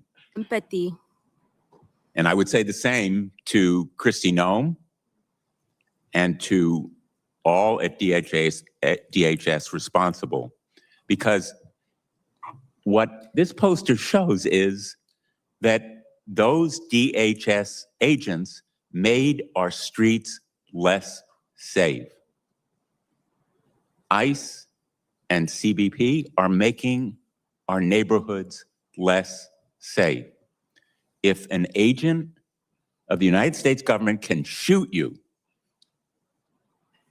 literally shoot you, cause you almost to bleed to death, and feel this kind of callousness and cruelty, there is a need to change the training, the recruiting, the structure, completely overhaul, rebuild from the bottom up, and house clean from the top down. And I think you really summarized it best in the testimony I just heard. What about all the others? I'm quoting you. What about all the others who did not survive or were not fortunate enough to have videos proving that the agent lied? Charles Exum sought to assassinate you, and then DHS sought to assassinate your character. That is unconscionable and intolerable. Mr. Rascom, how do you feel now about what happened to you? I gather the emotions are still with you. Yes, sir, they are. I feel like I still look over my shoulder, and so does the rest of my family. And it's tough to relive the situation and think about it on the daily, because our fight is not over. I would like to ask you, Ms. Rahman, because your outrage and your anger was so powerful, whether you would endorse the kind of remedies that would enable you to bring a lawsuit against the agents who so brutally abused you. Yes, this is a solvable problem. I'm very angry that it's not being solved. And Ms. Martinez, would you want to seek justice and accountability? I do. Mr. Rascom? Yes, sir, I do. And just finally, I'd like to ask this entire panel, all the United States citizens here, please raise your hand. Thank you, and thank you for being here. I think I want to call Representative Krishnamurthy, please, for his 4 minutes. Thank you very much, and thank you to the witnesses for your courage in coming here and telling us your testimony. Mr. Stoughton, during Operation Midway Blitz, Secretary Noem posted on Twitter the following. She said, "We will make America's cities safe again. Chicago, we're here for you." I'm a representative of the Chicago area, so this was something I paid attention to. Let's look at what DHS has done to quote unquote make Chicago safer. According to the Chicago Sun-Times, in November, a federal agent pepper sprayed this 1-year-old baby in a Sam's Club parking lot in Cicero. That didn't make people safer, right? And Chicago wasn't safer when, according to CBS, ICE agents tased Edgar Ruiz, pictured in this middle panel, a U.S. citizen, in the face after he didn't open his car door to allow them in, correct? And it didn't make my constituents in Elgin, Illinois safer when, as ABC7 reported, ICE agents in this panel here deployed tear gas and smoke bombs in a residential neighborhood against peaceful protesters, right? And my constituent Evelyn, an 18-year-old U.S. citizen, was not safer when she was dragged from her car and tackled by agents in a residential neighborhood, as reported by Chicago Tribune, right? And Ms. Martinez, you were certainly not safer when, according to your own testimony today, you were shot with 5 bullets. Is that right? Correct. Let me turn to the story of Mr. Silverio Villegas Gonzalez. Here's a picture of Mr. Silverio Villegas Gonzalez. Mr. Romanucci, he dropped his kids off at school one morning, and then ICE agents stopped his car. When he tried to drive away, the agents claimed that they, quote, feared for their lives and then shot him in the neck. Mr. Villegas tragically died of his injuries. Mr. Romanucci, videos from the scene do not show Mr. Villegas Gonzalez hitting or attacking the agents. You're not aware of any evidence to the contrary, right? I am not aware of any of that. DHS also claimed an agent was, quote, seriously injured, but body cam footage showed the agent in question said his injuries were, quote, nothing major. You're not aware of any evidence to the contrary, right? I am not, and that is very typical of the cover stories that we hear and the false narratives in order to defend their actions. There was no evidence. This is part of a pattern. As you know, Mr. Romanucci, Mr. Villegas Gonzalez was stopped and then he was shot dead. The nation knows the names of Renee Good and Alex Preti, but let us please not forget Mr. Silverio Villegas Gonzalez, a Chicagoan and a father of 2, pictured here. Let me turn to another topic. Mr. Stoughton, in a ruling on DHS's excessive use of force, U.S. District Judge Sarah Ellis accused Greg Bovino, a commander in the Customs and Border Patrol, of quote unquote outright lying. That's what this poster shows, and that's what he did in a court of law, right? Yes. In fact, during his deposition, Mr. Bovino falsely claimed and lied that he was attacked before he deployed tear gas at peaceful protesters in Little Village in the Chicago area, correct? Yes, he lied about being hit in the head with a rock prior to the mission. That did not happen. It did not happen. He also lied about something else. In court, he falsely claimed that he did not tackle a protester to the ground during a demonstration outside of Broadview's ICE facility. But here are the pictures of him doing just that. He lied, and he lied again. I've already called for Secretary Noem to be fired or impeached. Today, I'm calling for Greg Bovino to be fired. In addition, he must be investigated and held accountable for his actions, and I believe crimes, in Chicago and across the country. Thank you, and I yield back. Senator Klobuchar. Thank you. I want to thank Brent and Luke for their powerful testimony earlier and for being with us to honor the memory of their sister and my constituent, Renee Good. Senator Smith and I had the privilege to meet with them ahead of time. I also want to thank you, Ms. Rahman, for coming forward in the hardest of circumstances to tell your story of, despite the claims that ICE's focus is to go after the worst of the worst, the most violent offenders. In fact, they went after you when you were on your way to a doctor's appointment.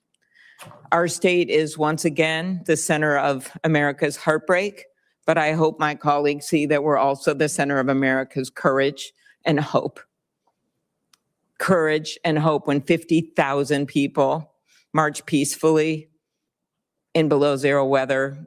Courage and hope when neighbors are helping neighbors and people they've ever even met. And courage and hope when you, Ms. Rahman, are willing to come forward and Renee's brothers are willing to testify in her memory.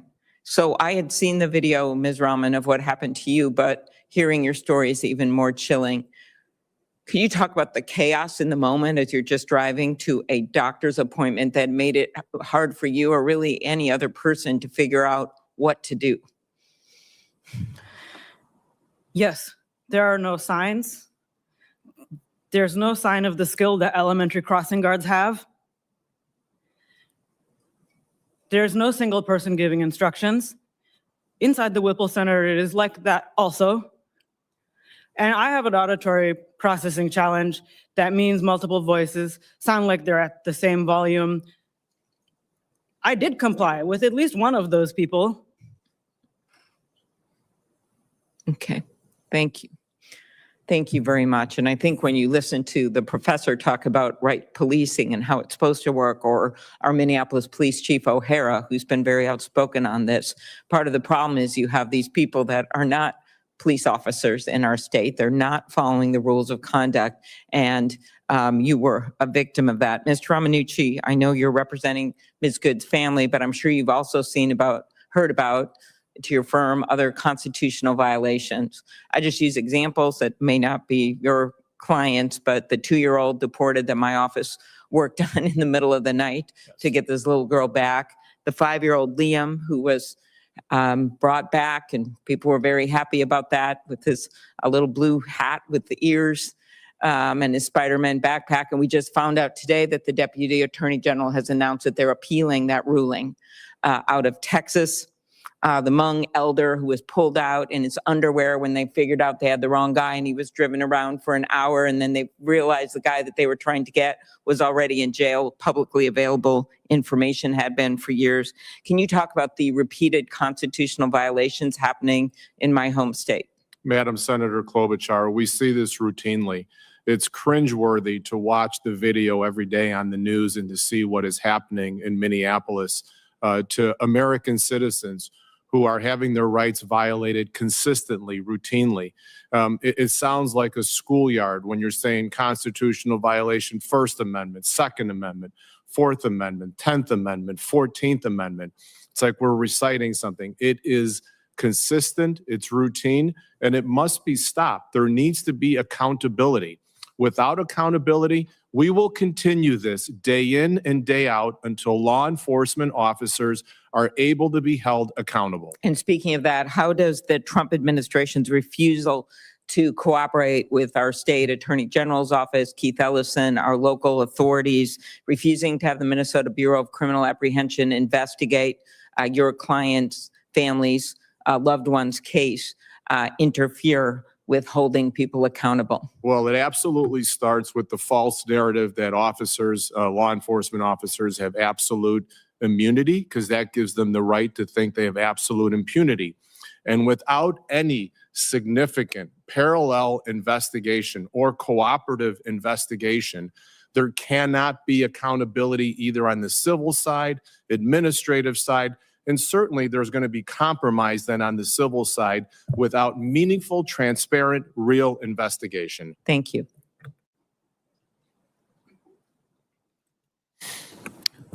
Thank you. Next, I'd like to ask Representative Rokana, please. Thank you. Ms. Martinez, the entire country needs to hear your story. You were born in Chicago and raised there. You're an American citizen, correct? Correct. And you were in your car driving around in the neighborhood as ICE agents were there, and your interest was simply to warn neighbors that ICE was in the neighborhood, correct? Yes, I was also gonna take clothes to donate at my local church. And as you were driving along, That's right. following the rules of the road, an ICE agent slams his car into your car, correct? Correct. And you panic. You immediately stop. The ICE agent doesn't ask you politely get out of the car. The ICE agent comes, and so you panic. You move to the left lane. And then the ICE agent gets out and starts to shoot you, correct? As I was driving away, yes. Shooting an American citizen.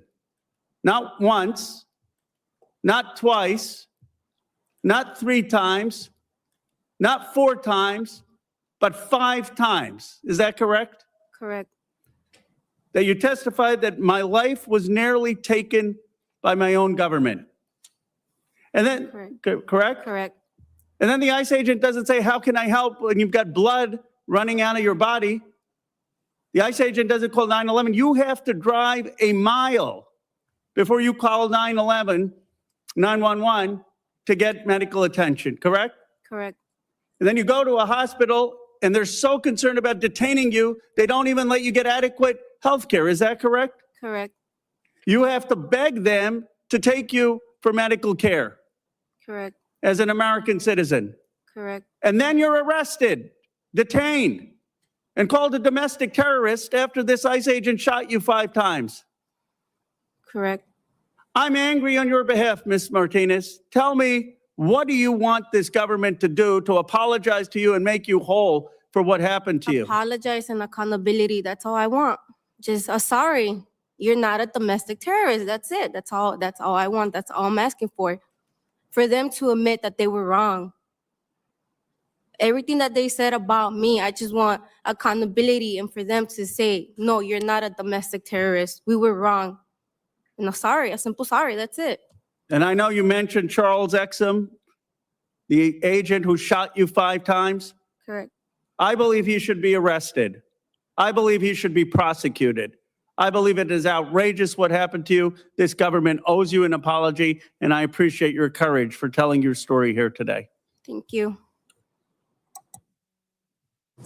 Senator Padilla.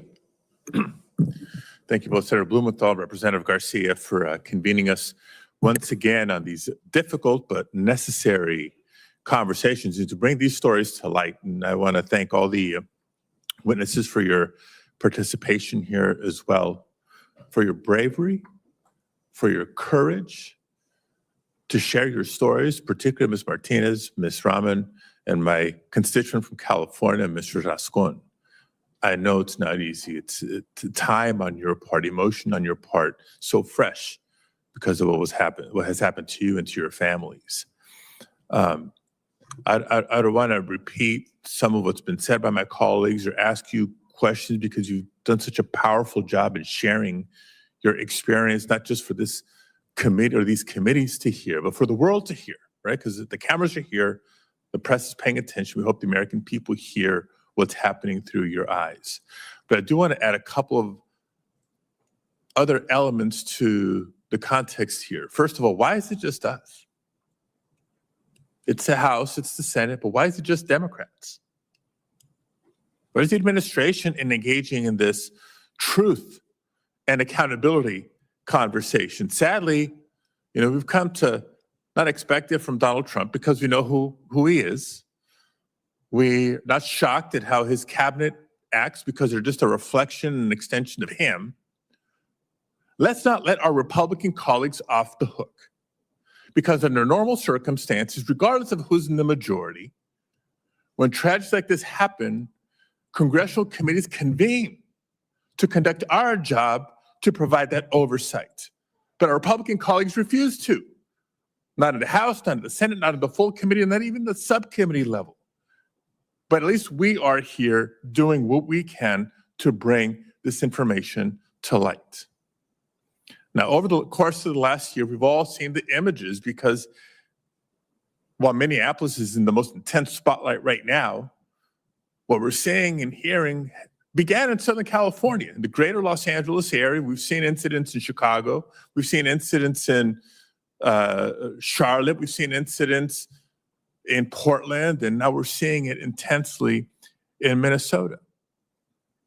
We've seen the masks, the unmarked cars, the agents who refuse to identify themselves. We've seen the agents coming out of helicopters rappelling onto an apartment building in Chicago, kicking in doors indiscriminately, all for purposes of making a promotional video for themselves.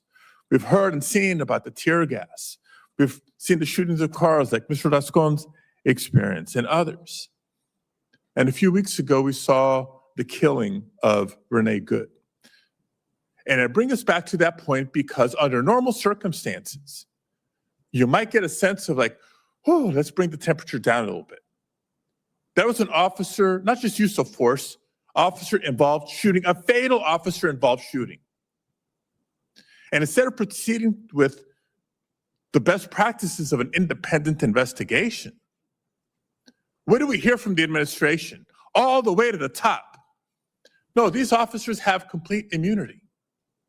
Number one, that's not true. It's wrong. Number two, it's the opposite message, the wrong message to send to the agents in the field. So as heartbroken as I am, I'm not shocked that less than 3 weeks later, Mr. Preddy was shot 10 times in the back. All for what? Because Ms. Good and Mr. Preddy were exercising their First Amendment rights? You're speaking up on behalf of their neighbors? That's so core to our democracy, freedom of speech. I appreciate Mr. Stoughton's contribution to this conversation here, because under normal circumstances, right, I've been in public service a long time. I've served in local government, state government, and out at the federal level. Under normal circumstances, we lean on a credible, independent investigation. Sometimes it's administrative at the beginning to find out what happened and if consequences or accountability are in order for an officer. Absent that, because our country's history is not perfect, under normal circumstances, we turn to the Department of Justice and the Civil Rights Division to oversee a credible, independent investigation and bring forth consequences and accountability when warranted. But sadly, we're not living in normal times. And so we do need to exercise any leverage point we can for the important reforms and restraints of what's happening on the streets for the safety of our communities and our constituents. And I bring that independent investigation as an example because when it comes to state and local law enforcement, our citizens have yet another recourse. They can bring a civil right of action when the government fails in their responsibility. But colleagues, sadly, that is not an option when it comes to ICE agents or CBP or other federal law enforcement officers. So we're living at a time when victims of their violence have no other recourse for justice. And Senator Blumenthal and I and others, both sides of the Capitol, are working hard to advance legislation to that effect. Ms. Martinez deserves justice. Ms. Rama deserves justice. Mr. Rascon deserves justice. The people of our country deserve better. Thank you all. Thank you, Senator. Next up, we have Representative Brown. Thank you. Law enforcement has two very straightforward goals: keep people safe and build trust in our communities. Yet somehow, President Trump has managed to weaponize ICE and CBP in a way that has shattered trust and made entire communities more dangerous. What we are seeing right now is not normal. It is not acceptable, and it is not right. In just the first month of this year alone, 2 U.S. citizens, Alex Preddy, an ICU nurse at the Minneapolis VA, and Renee Good, a mother, were killed by federal agents. As if that weren't bad enough, top administration officials like J.D. Vance and Kristi Noem rushed to publicly justify those killings and slander the victims. Just weeks earlier, Keith Porter, a 43-year-old father, was shot and killed by an off-duty ICE officer in Los Angeles. And nearly every day since, Americans have watched footage of masked federal agents dragging people from cars, menacing peaceful protesters, tear gassing neighborhoods, harming bystanders, including babies, and ripping children from their parents. These are not one-offs. These are not honest mistakes. These are predictable results of an administration from the president on down that uses disgraceful language to dehumanize immigrants as criminals, rapists, and invaders. And it is the result of a regime that prioritizes quotas over judgment, intimidation over restraint, and political theater over human dignity and life. When the government kills its own citizens and then rushes to defend itself, rather than seek the truth and ensure justice, something is fundamentally broken. And just this week, that same recklessness was aimed at my home state of Ohio. In Springfield, thousands of Haitian families, people who have lived and worked legally under temporary protected status, have been thrown into chaos. Not because they broke the law, not because conditions in Haiti have improved, but because Trump's ICE needs bodies to deport to meet draconian political-driven quotas. These families are workers, taxpayers, parents. They have stabilized local economies, filled critical jobs, and strengthened their communities. Even Ohio's Republican governor, Mike DeWine, has raised concerns about the damage this will cause. Just last night, a federal judge blocked this administration's attempt to revoke TPS for the hundreds of thousands of Haitians that legally live in this country. The judge also noted that the administration was motivated by racial hostility against Haiti. This was wrong in Minneapolis. It is wrong in Ohio. It is wrong in every corner of this nation. And Congress has an obligation to say clearly and unequivocally that this is wrong. So, Mr. Stoughton, can you briefly explain why this administration believes it is appropriate to publicly exonerate agents and blame victims before independent investigations are finished? And is that practice consistent with the constitutional principles and basic accountability? I could not begin to offer a rational explanation for why the government and the current administration preemptively and prematurely exonerates officers prior to any investigation. There is no professional or democratically appropriate justification for doing so. Thank you. And would you say that practice is consistent with constitutional principles and basic accountability? It certainly is not. And Mr. Stoughton, does stripping legal status from law-abiding immigrant families make our communities safer or our borders more secure? Both legally and empirically, no, it does not. Thank you. See, this isn't just about immigration policy, politics, or party. It's about people. It's about defining what kind of country we are. We can be a nation that enforces the law without sacrificing human rights. We can be a nation that protects people who are contributing to our communities and honoring the law. And we can be a nation that demands accountability when the use of force goes too far and when innocent lives are lost. Because every life deserves dignity, safety, and justice.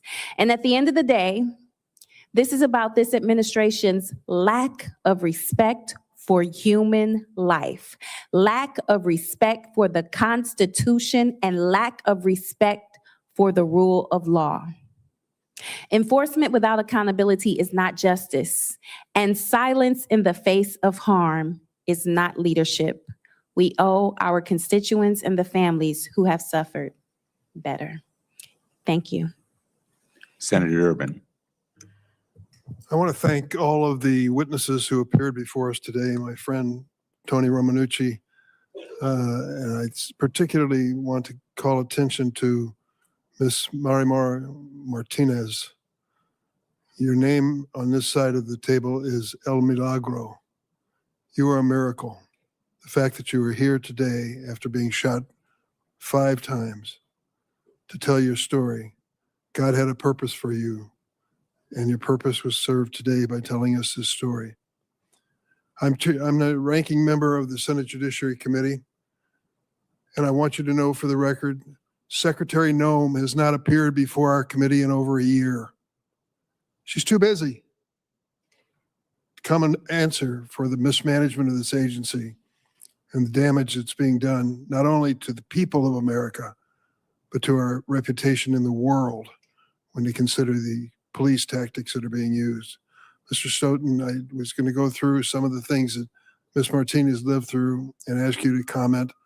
I sense from your earlier answers what you will be saying. But this much I want to make clear.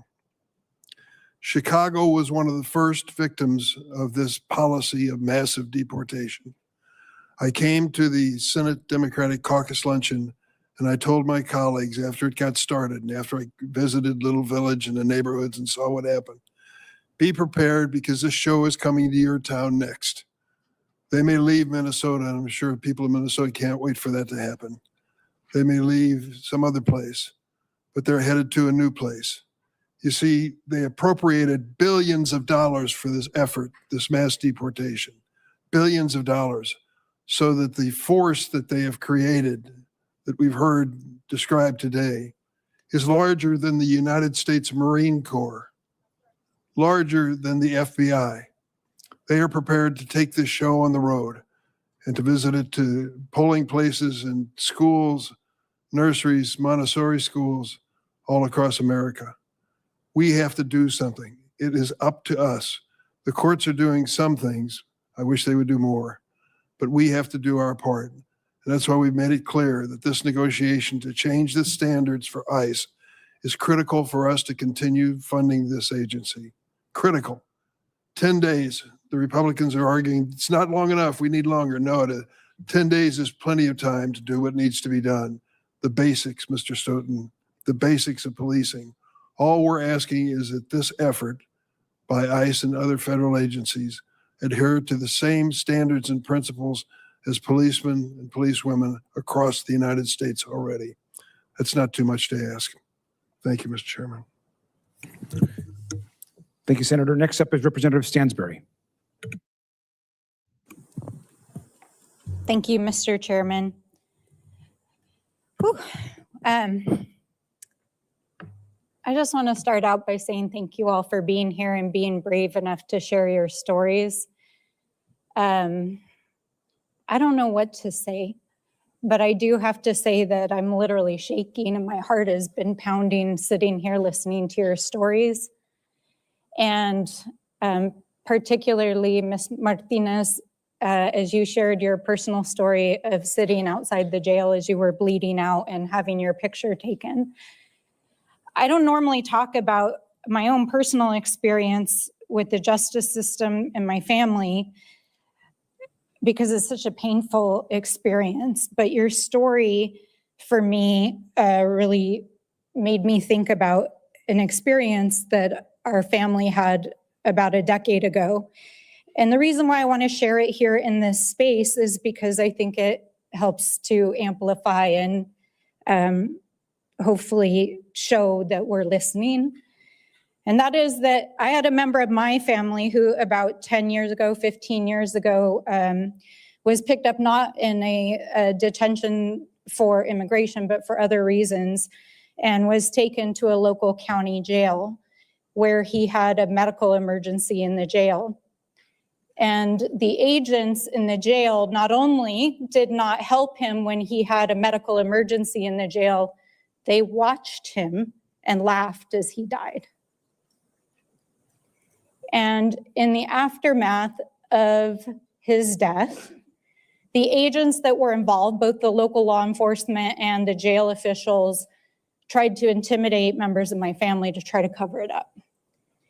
And at the end of the day, obviously there was a wrongful death settlement, and Department of Justice was ultimately brought in to provide oversight over this county jail because this was not the only incident in which that had happened.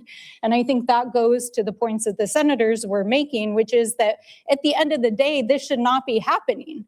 This should not happen to anyone in America. It should not be happening to US citizens. It should not be happening to immigrants. It should not be happening to anyone in America. I don't care who you are or what your identity is or how your status is under the law in this country. This should not be happening in the United States. And there are systems in place to provide a check and balance to make sure that this does not happen to people in our country. And so to hear your stories and to hear the violence that is being committed in our communities against our people, and then to see White House officials, the President of the United States, disparaging entire communities, going after members of Congress, the Vice President telling the American people that these individuals have total immunity, to see Kristi Noem go on national television and lie about you, that they're tampering with evidence, and then to see that the actual agents committing these crimes, because I want to be clear, these are crimes. This is not in the line of duty. You don't shoot, murder, and harm people in the line of duty. That is a crime. That is crime. And this is not an accident. I want to be clear about that. There's a lot of discussion going around in these halls about they need better training, that this is just a few isolated incidents. Well, let's be clear about what's going on here for the American people. Over the last year, over 37 individuals have died in immigrant detention. Multiple people have been murdered and gunned down in the street. We have 3 individuals in front of us here today who, in front of the entire world, their lives were shattered. And this was not an accident or of lack of training. This is the policy of the United States government, and it is being paid for by your tax dollars. Because literally, this chamber passed $85 billion in funding to allow this to happen and to arm these agents with those night vision, with those guns, and then to unleash them under a policy that is so based in cruelty, so based in a lack of humanity, so based in a lack of basic respect for human dignity, the Constitution, due process, that they would allow people to die in the streets and then go lie to our faces about it. So I don't know what to say about what comes next, but I do want to just say to Mr. Granger, both of the brothers who came here to share about your sister today and the story of her light, her sunlight being like a dandelion. I mean, this isn't just about sunlight. We're here to bear witness. We're here to tell the truth. But I'm sorry, we need to defund and dismantle this agency immediately. And a bill just passed a few moments ago before we walked into this hearing room to give another 2 weeks to think about a deal. No, it's time to defund this. This has to end. I think I'll just close out by saying, because I really don't know what else to say, that there's, a saying, Nelson Mandela said that both the oppressed and the oppressor are robbed of their humanity. And what this administration is doing right now is robbing America of our humanity. And it has to stop. Senator Warren, if you are ready. If not, we can give you a few minutes. I'm always ready. That's what I thought. I never want to pass this up. So I really do want to start by saying thank you very, very much to Congressman Garcia, to Senator Blumenthal for holding this important forum, and thank all of you for being here. You've already said it many times over, ICE is terrorizing our communities. They have used military-style riot gear against peaceful demonstrators. They've seized school kids. They've gassed a baby. They've gunned down American citizens on our streets. And meanwhile, Vice President Vance is telling agents that they have, and I want to quote him, absolute immunity from any repercussions. And Trump and Republicans are now trying to shovel billions of additional dollars into the ICE funds so that they can continue to run amok with no real constraints over their behavior. It is not a surprise that ICE agents seem to think that they are above the law, because Donald Trump, J.D. Vance, and the Republicans are treating them like they are above the law. It is the responsibility of the United States Congress to make clear that no, the law applies to everyone, and that includes ICE agents in America. So I appreciate your being here. Let me just ask a couple of questions. Ms. Martinez, you've told us that last October you were driving in your car when a Border Patrol agent rammed the back of your vehicle, pointed an assault rifle at you, and opened fire, shooting you 5 times. You weren't ever found guilty of any wrongdoing, and yet you were shot 5 times by Border Patrol. So my question is, do you know if anyone will ever be held accountable for this? I don't even know, but I hope soon. Do you know what happened after you were shot? What happened to the agents who shot you? I'm not too sure what happened to him, honestly. I just know that he drove his vehicle back to Maine. That's all I know. But I don't know if he's working or honestly, I don't know. So as I understand it, this agent left town, making it even harder for an investigation to go forward. And I take it you at least have not been apprised of any investigation that's ongoing against this agent who shot you at point blank range? Correct. You know, so we just need to be clear here. Immigration agents shoot our neighbors at point blank range with no justification, and here's the big part, and no accountability afterwards. And Ms.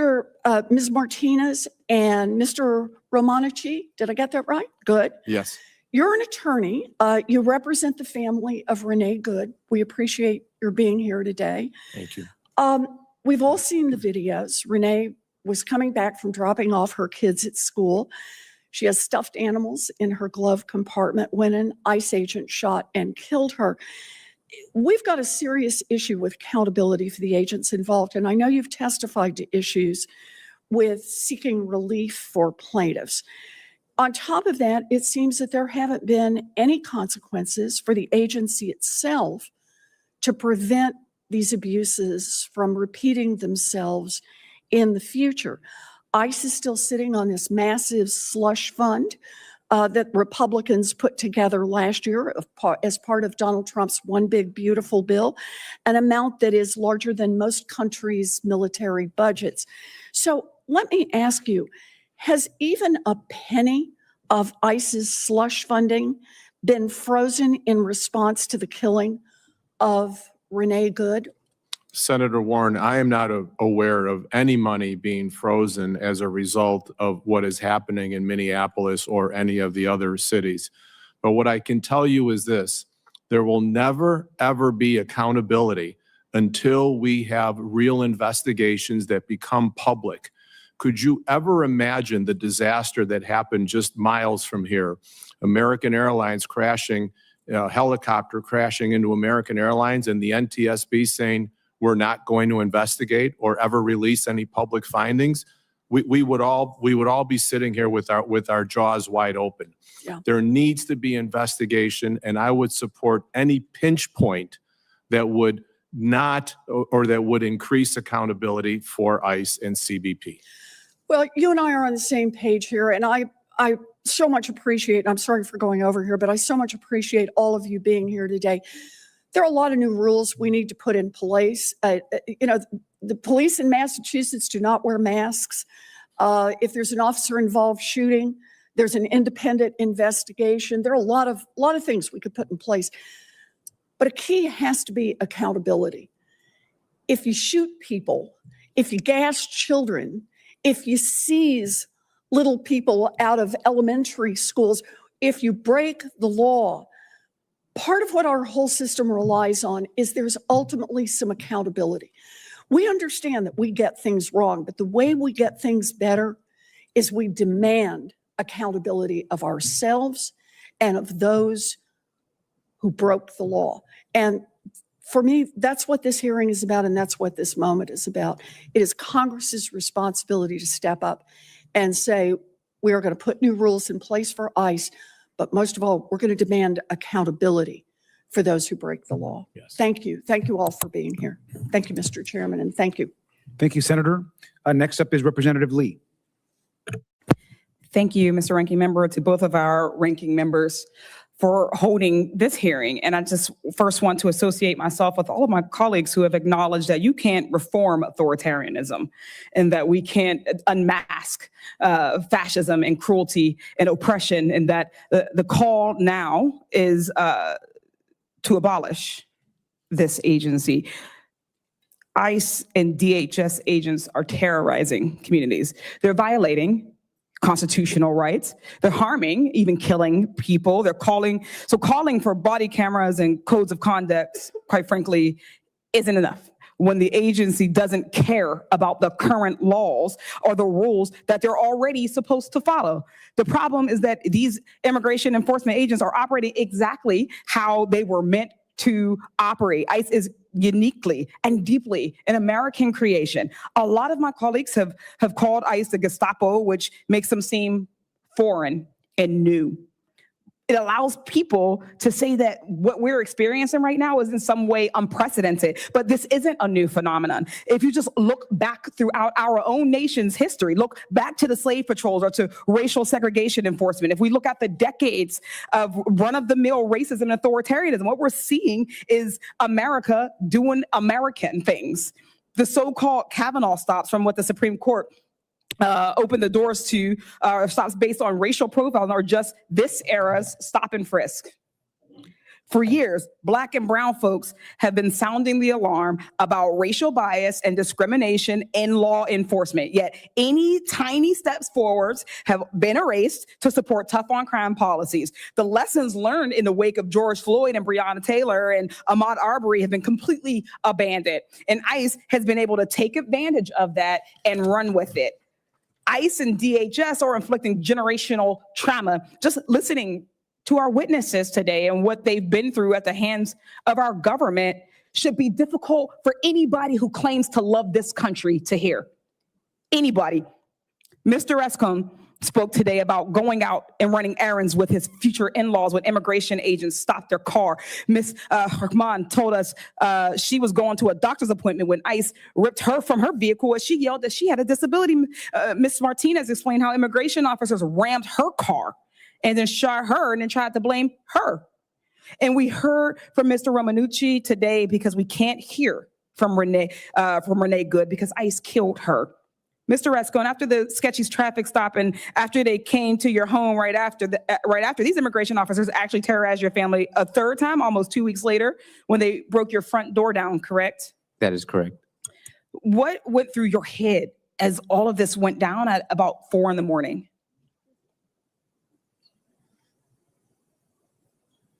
Just fear. And your fiance, she was pregnant at the time? Yes, she was. Did they make any effort to make sure that she stayed safe and calm? Not at all. They just kept pointing the lasers at her and the rest of us. How, if you don't, and it's okay if you can't right now answer, how has your family coped in the aftermath of this? Just staying strong together and having faith and slowly moving forward as best as we can.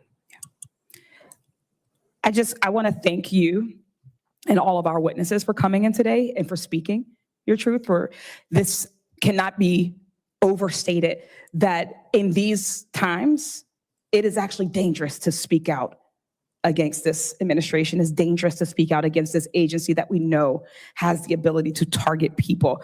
When our federal government is willing to lie and to slander anyone who speaks out against Trump or his minions or their plans, it is brave and it's honorable for you to do this and be here. This country needs to really reflect on how we got here. We have to look back and learn rather than sanitizing our history and forget our flaws. We can't just stop at abolishing ICE because that's no longer enough. We need to prosecute the wrongdoings and hold these agents and leaders and anyone who had anything to do with that accountable. I thank you for your time and I yield back. Thank you. Just a reminder about the 4-minute rule. Senator Schiff. Thank you, Chairman, for organizing this hearing. I had a chance to hear some of your testimony, your opening statements, which were incredibly powerful, and I am grateful that you're here and willing to share your experiences with all of us. I want to follow up, Mr. Rascone, and ask you more about your experience. One of my Minnesota colleagues sent a clip recently of a woman filming an ICE vehicle from her car. The ICE vehicle stopped. The agents got out, guns drawn, three ICE agents pointing guns at her through the windshield. She could have easily been killed. And if you're willing to share a little more about your experience, what was that like, being in a vehicle, encountering that kind of threat of and use of force by agents? What is that like? What should people understand about what goes through your mind at a time like that? It felt like we were about to be attacked for no apparent reason by, it seemed like nobody, no law enforcement that was legit. Just seemed like masked individuals with crazy head power. Once they had broken the windows and my father-in-law bravely drove away, and the shots fired into the vehicle, I just thought that one of us would have been killed. But thankfully we're all okay. And I'm sorry to the victims that didn't survive. And what's it like when you drive now? What are the after effects of experiencing that now when you're out in the community? What impact has it had on you and your family? I feel like my head is on a swivel, always looking everywhere to make sure that nobody's going to attack us without us being aware of it, or anybody else in our community. Now, I know they made accusations against your family. Did they ever bring charges? Did they drop charges? What was the status of that? They claimed that we had ran them over, and the judicial judge had watched the video and evidence, and there was no evidence that we did anything to them, and so they dropped the charges. And how long was it after you were arrested before they dropped the charges? My father-in-law was arrested 2 weeks after the first incident. And how soon thereafter were the charges dropped? Do you remember? I would say about a week or two later, maybe two to 3 weeks later. Anyone ever apologize to you for what's happened to your family? Just our loved ones, not the people who were the cause of it. And Ms. Rahman, how about you? Anyone ever express any kind of remorse for slamming you to the ground, for not getting medical treatment for you, for what you had to endure? Nope. Senator Padilla and I were recently at one of the large detention facilities in California, and we asked about medical treatment there, and people who were diabetic weren't getting the medicine they needed. You didn't get any kind of medical assistance. How long were you in custody? I have not been provided information about that from DHS.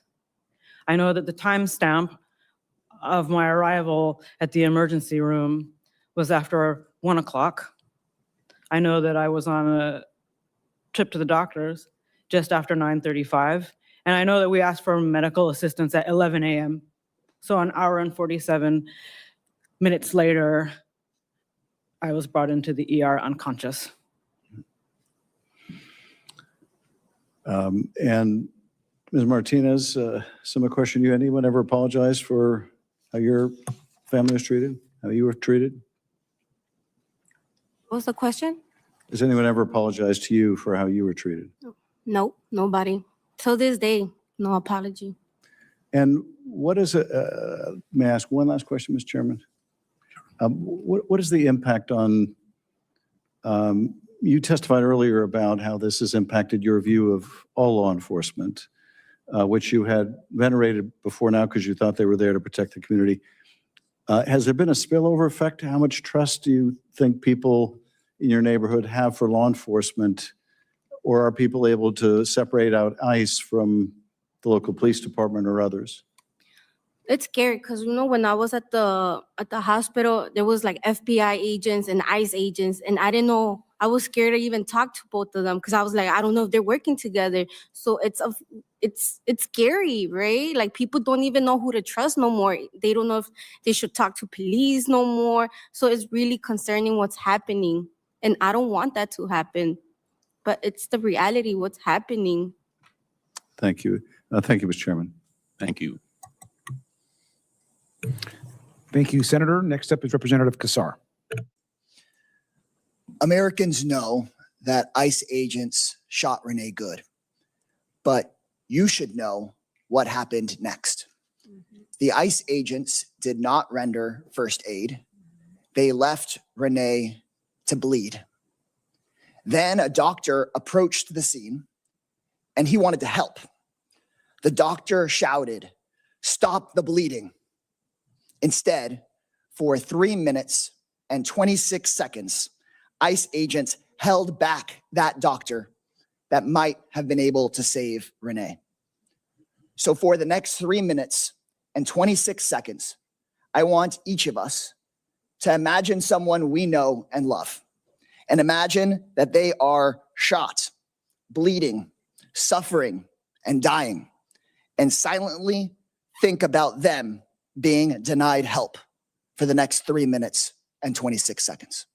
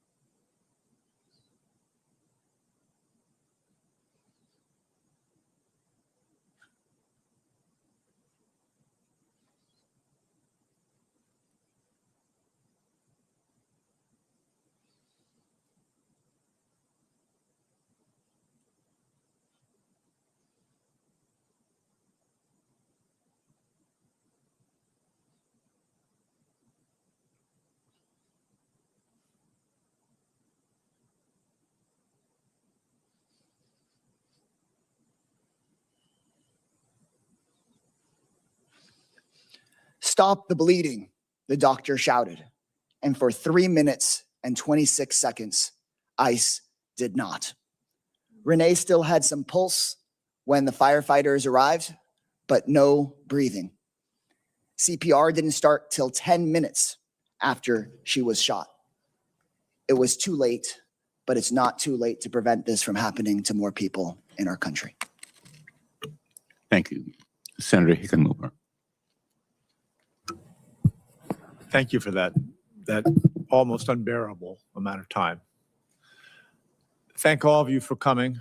I am fully aware of what it takes to discuss and tell again and again when you've gone through trauma.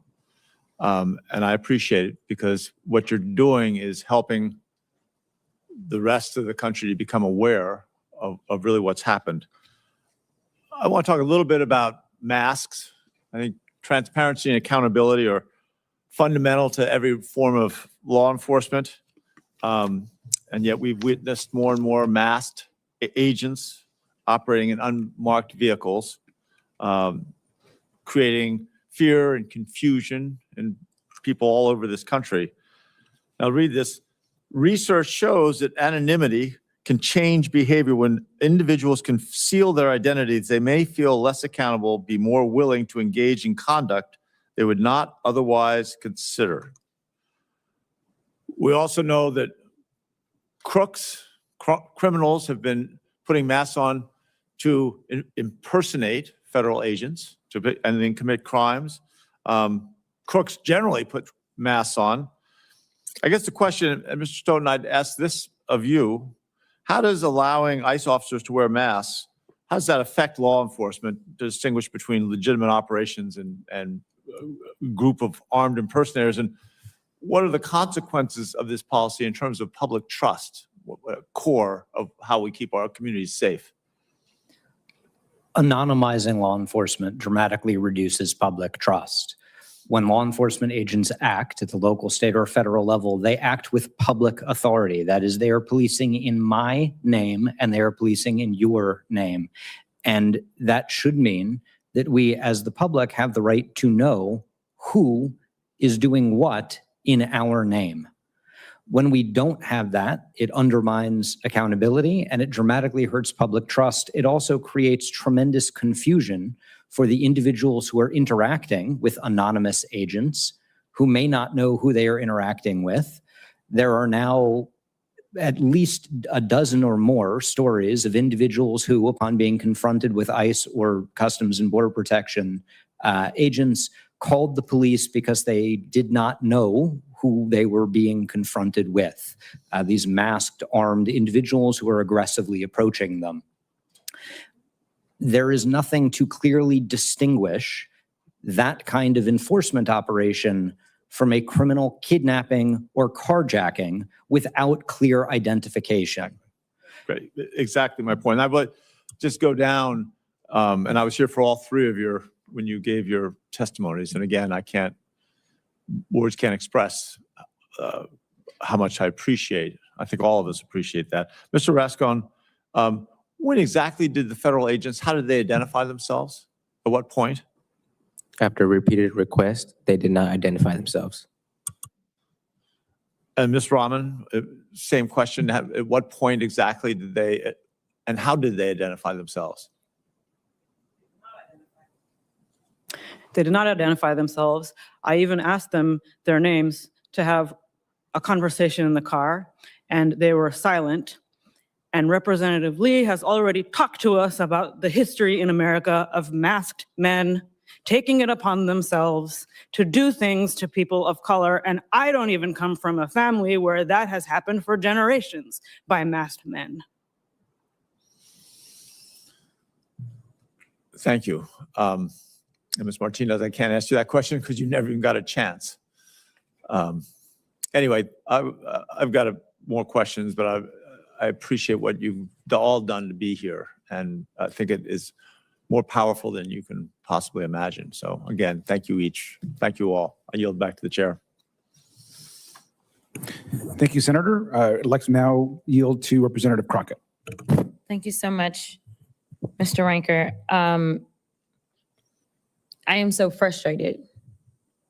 It is so hard to sit in allegedly power positions, yet see this happening in my country every single day.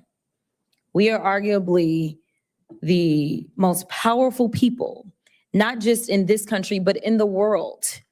Yet some of our colleagues have decided that they wanted to abdicate their oaths and their duties, and they have decided that instead of following the law or the Constitution, they want to follow a single man.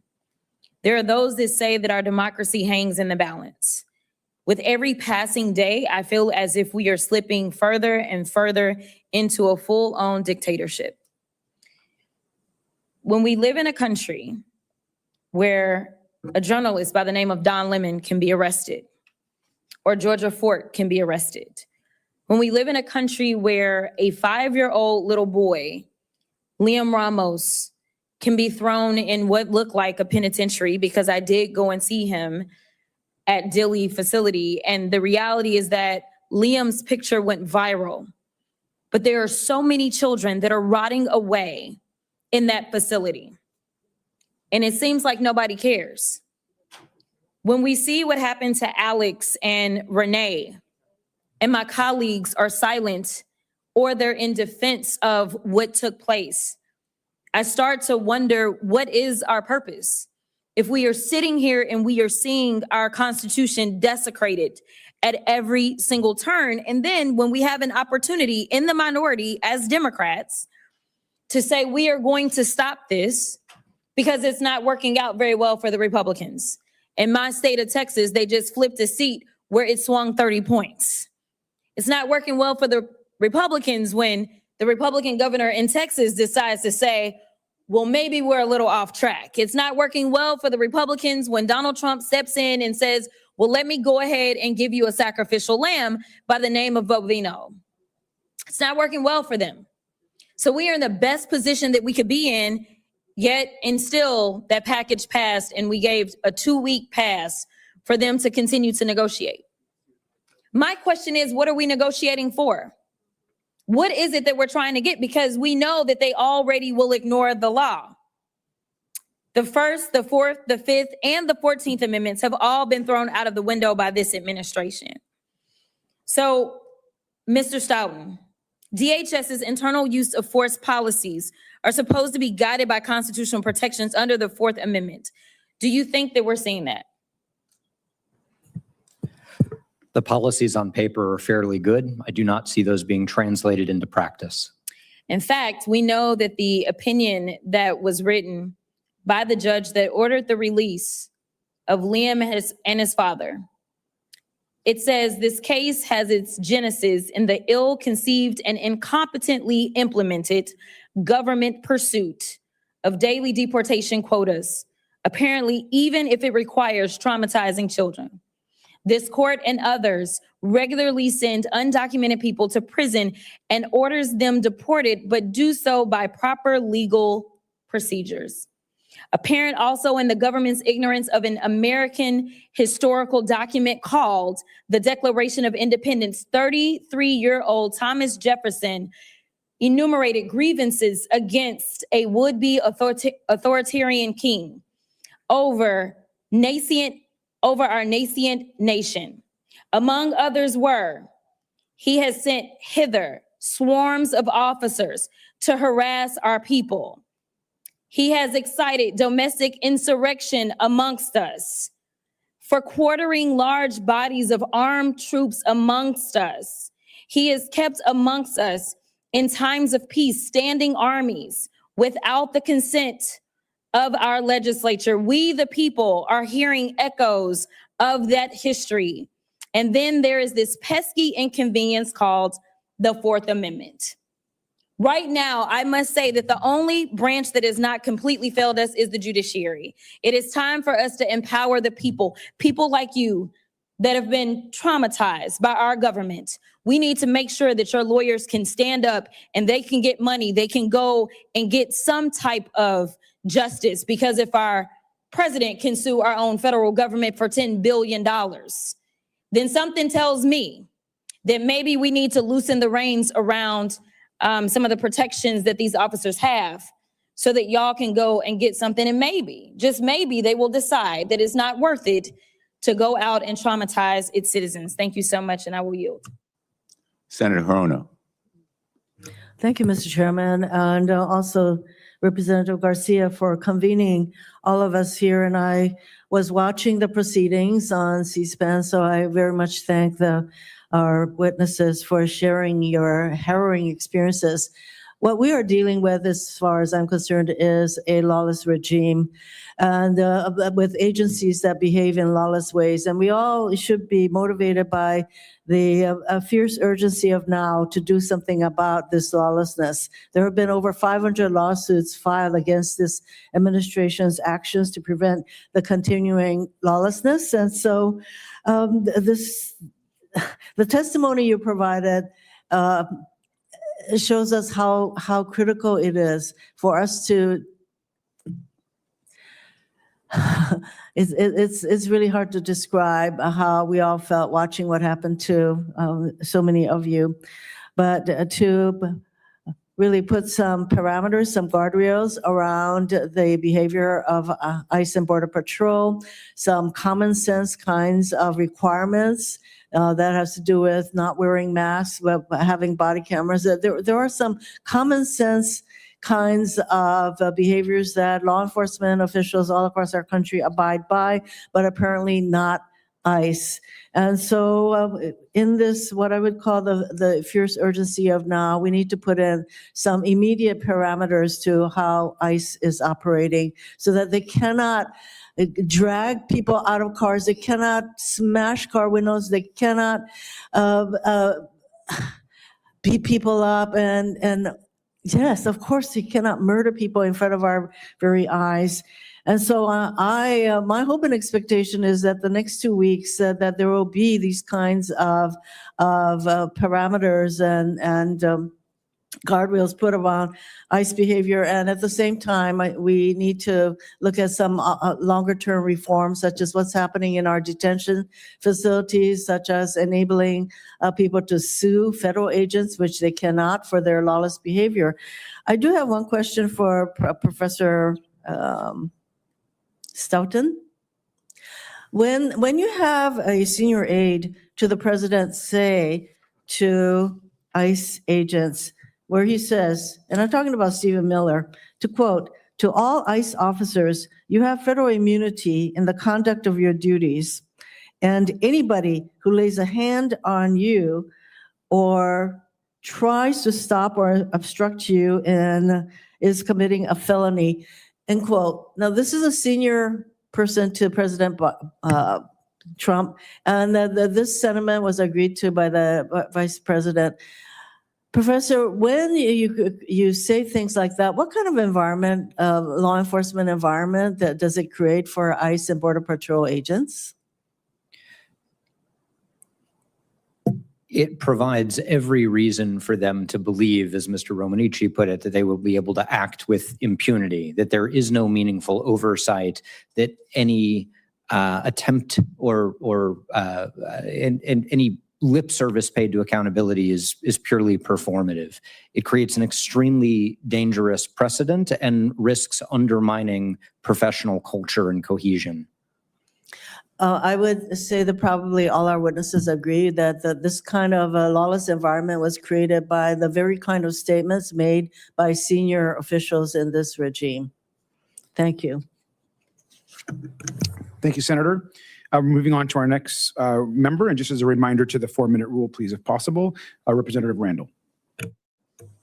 Thank you so much, Ranking Member Garcia and Ranking Member Blumenthal, for holding this important hearing on the deadly use of violence being inflicted across the country under the pretext of immigration enforcement. I also want to join all of the witnesses. I want to join my colleagues in thanking all of the witnesses for joining us. Many of you, as we have heard today, have experienced ICE's violence and brutality firsthand, and I'm grateful for your courage in testifying today, for reliving your trauma for the benefit of others, to shed light on these abuses. I hope my Republican colleagues, who, as others have pointed out, are not here today, also take the time to read your stories and hear about your experiences, because what is happening across our country is simply indefensible, and it shouldn't be a partisan issue. In fact, it isn't a partisan issue in our communities. Recent polling shows that ICE is underwater 58% of Americans have an unfavorable view of the agency. That's a 19-point increase since Trump took office. 54% of independents and even 21% of Republicans nationwide support impeaching Secretary Noem. What has become incredibly clear to me, my neighbors, and to a broad majority of our fellow Americans is that we need a fundamental reimagining of what a just and humane immigration system should look like. Shooting people in the streets, tear gassing and pepper spraying protesters, none of this is an accident, and it's not happening in a vacuum. The Trump administration is recruiting unqualified individuals, giving less training to those who are most enthusiastic about joining this fascist, and I'm using air quotes here, police force, and has even proposed giving them bonuses based on how many people they round up each day. They're pouring $100 million into, again, air quotes, wartime recruitment strategy. Who exactly are we at war with? The 5-year-olds who are being kidnapped from their parents? Folks on their way to the doctor? Individuals expressing their First Amendment right to free speech and protest? In my 6 visits to the Northwest Detention Center in my district, I've seen a shocking lack of medical care and detained individuals being subject to inhumane conditions. As you have testified, Ms. Roman, no timely access to medication, and in our community, no private conversations with doctors when they are taken out of detention for specialty or serious medical care, always with an ICE or GO agent in the room with them, despite of HIPAA protections that are offered to all of us, including incarcerated individuals on felony charges in Washington state. Detainees not even provided enough clean underwear to wear every day. First, the administration took away healthcare for millions of Americans through HR 1 and through letting the ACA tax credits expire. Then they started shooting nurses in the street and physically obstructing and assaulting citizens who are simply trying to get to doctor's appointments. It turns out wartime is accurate, and this fascist regime is engaged in a full-on assault on everyone's right to healthcare, to live and survive in this country. Ms. Roman, what you were subjected to is appalling. I understand, as you have told us, you are trying to get to a routine doctor's appointment when immigration agents smashed your windows, dragged you out of your car, and detained you. Is that correct? That is correct. My 39th appointment at that facility. Okay. You told them you needed medical care and that you have a disability, correct? Many times. You've spoken out about the dehumanizing practices you were subjected to after you were detained. Can you share again what their response was when you told them about your disability and that you needed medical care? First, they said too late. Then they just laughed. Then silence. I'm particularly concerned by the statement you shared that 2 local officials said they didn't want to step on ICE's toes while you were trying to get medical care. Healthcare is a human right, full stop. And what you've shared today with us and what I've heard from individuals at the ICE detention center in my district makes it clear that this administration is doing the absolute most to sow chaos and confusion and avoid providing clear guidance to agents and local health officials about the rights of detained individuals. Every human, immigrant, citizen, criminal or not, deserves access to healthcare. We must impeach Secretary Noem. And beyond that, we have a lot of work to do to fix our broken immigration system. And part of that is making sure folks can access quality and timely care. Thank you. I yield back. Thank you, Representative. Next up is Representative Subramanian. And thank you, Mr. Ranking Member, and thank you to everyone who spoke here today. And thank you to our witnesses. Really, thank you for your courage. Thank you for speaking out. There's a lot of people that don't want you to tell your stories. There's a lot of people who want you to be silent and to be quiet victims of what ICE has done. But you speaking up makes a huge difference. It makes it harder for them to keep doing it when you speak out. And so please continue to speak out. And I want to thank you from the bottom of my heart for being here, because the reality is you are inconvenient to ICE and to this administration. They told us from the very beginning that all they were going to do is go after the worst of the worst. They were only going to go after the criminals, right? And they were going to keep our streets safe. But in the first 10 months of the administration alone, Nearly 75,000 people were swept up in immigration operations with no criminal records at all. And you all are American citizens too. Is that keeping us safe to go after American citizens, to terrorize American citizens, and to terrorize families, rip families apart? And this is not an isolated incident. You all are not the only ones, although your stories are heartbreaking. This is widespread. In my community, we had an American citizen who was a Trump voter himself who had this happen to him. He was detained by ICE agents who were looking for someone else, and they thought he was the right person, and so they harassed him and detained him. He was just driving to work on a normal day. And what's interesting, and what I keep seeing over and over again, and what you have shared in your stories, is that there is no accountability. There are no apologies even. There's not even, all there is pointing a finger at you and saying you're a domestic terrorist, right? Because you are inconvenient to them. You are the good guys. You're the ones that were doing the right things, and they were the ones that came after you. And so never forget that, and we should never forget that. And attacking communities and covering it up is everything, it stands for everything that this country should not stand for. And so what I want to see, first I want to see Secretary Noem impeached. I think she needs to go, resign, or get impeached. We need to see a complete overhaul and reform of ICE. But I really want to ask you all, what do you want your leaders to do? And what can we do to both bring the healing that you deserve and need, as well as bring the accountability that we should see when it comes to immigration and ICE? Mr. Romanucci? Am I on here? Yeah. Thank you very much, Representative. I don't think there's any question that without a legislative change, in order for these fine people to be able to seek redress by filing direct lawsuits against law enforcement officers and having a public trial, if the circumstances warrant, where there can be transparency and the truth comes out, we will have failed.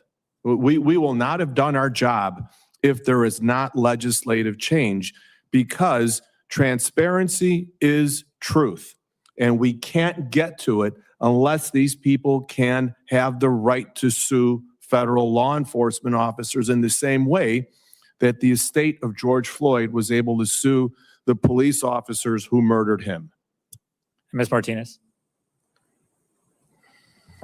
Same. I just want accountability, change. For starters, change. Ms. Rahman? I do not believe that violence from law enforcement against communities is a new problem in any way. However, I believe that this moment has provided new lenses for people who may have needed them to engage with a very old problem. It is only the tip of the iceberg, and if we can set precedent that you should be very afraid to hurt someone like this, then maybe we can solve some of that larger problem. Because even someone who was committing a crime should not have been treated the way that we were treated. Thank you. Ms. Ruscone? Ms. Ruscone? I believe the 3 individuals overseeing the immigration process should be held accountable, because it starts with them, Trump, Vance, and Noemi. Mr. Stoughton? Thank you, Representative. I think there's a very long list that I don't have time to fully flesh out, but in a nutshell, professionalism demands accountability, both administrative and legal, and it demands improvement. That is, an agency learns from its mistakes and learns where it can do better. That's a good place to start. Thank you. I yield back. Thank you, Representative. Next is Representative Ansari. Thank you, Ranking Member Garcia and Senator Blumenthal, for hosting this very important hearing today and doing something what both House and Senate Republicans refuse to do, which is to hold this administration and in particular ICE accountable. Thank you all, more importantly, for sharing your stories Like many of my colleagues have expressed, I am in awe of your bravery, and just the horrors that you've had to go through should never happen to any American in this country or any human being in this country, regardless of what their immigration status is. So I am deeply sorry for what happened to you, and I can assure you that I will not rest until everybody from the very top, Kristi Noem, to all the way to the bottom, and these ICE agents who are acting violently and lawlessly must be prosecuted and held accountable for their crimes. This description, what you have put forward and what we've seen across this country, ICE is not law enforcement. They're also not immigration enforcement. They are literally Trump's personal paramilitary force turned against civilians, no different than many authoritarian regimes around the world. My parents fled an authoritarian regime to come to this country, and the tactics are extremely similar. Now, I want to dive into some of the details of Ms. Rahman's testimony. You described that you were violently pulled from your car by DHS agents while trying to drive to a doctor's appointment. Agents had told you to move your car towards other federal agents, an action that, according to the Trump administration, was justification for the lethal force that was used against Renee Good. Were you concerned for your safety if you had followed their directions? Absolutely. There were people everywhere. The violence of your detention, per your description, just seems so senseless. Why do you think they acted the way that they did? Because I think that they are trained towards cruelty. Their tactics do not logically make sense to me as an immigration strategy. That would be things like helping immigrants access jobs and things. It doesn't make sense to me as a public safety strategy either, but it does make a lot of sense as a strategy for teaching the population to be afraid and not speak. And DHS called you a, quote, agitator, and claims that you were arrested for obstruction. Is that how you view yourself? No, I'm a software engineer who was going to a doctor's appointment. Exactly. Did federal agents treat you with dignity and respect during your detention? It doesn't seem like they know what that is. And what do you think the agents meant when they told you that you wouldn't be a problem if you were, quote, normal? I think the agents believe there is exactly one kind of person who's appropriate for being allowed to live their life in America. When were I you don't first? fit that. Thank you. When were you first informed of your rights? I was not informed of my rights. And were you allowed to speak with a lawyer? No, I asked many times and they said that would happen later, but I was never actually taken to an interrogation room because there were too many, quote, bodies occupying those rooms, and I blacked out before I was able to ever talk to anyone on the phone. And did you receive appropriate medical care or disability accommodations while you were detained? No, I requested them many times and finally thought to ask for a wheelchair, which they didn't know if there were any. Nobody should not know the answer to if there is a wheelchair in the facility. And then when I was put in it, I was taunted, which is strange to me because that did not make their job any easier. Were you worried that immigration agents might let you die? 100%, because I read books. Thank you for your testimony. I yield back. Thank you, Congresswoman. Next up is Representative Bell. Thank you, Senator Blumenthal, Ranking Member Garcia. Also to our survivors, for your courage, as well as our witnesses as well. My first foray into politics was as a city councilman in a small city called Ferguson. And one thing that I learned as a city councilman is that the relationship with citizens in their city, there was a direct correlation with their relationship with law enforcement. I would have people come up to me about their trash and just be mad. They'd come up to me about a pothole in their street and just be, they're just hot. But as soon as that trash was picked up, as soon as that pothole was filled, they were ready to bake you cookies. A bad interaction with law enforcement doesn't go away so easily, though. And I say all that because as a Ferguson City Councilman, as a later on a municipal court judge, we worked hard to change not only policies, but also the perception of law enforcement in our local communities.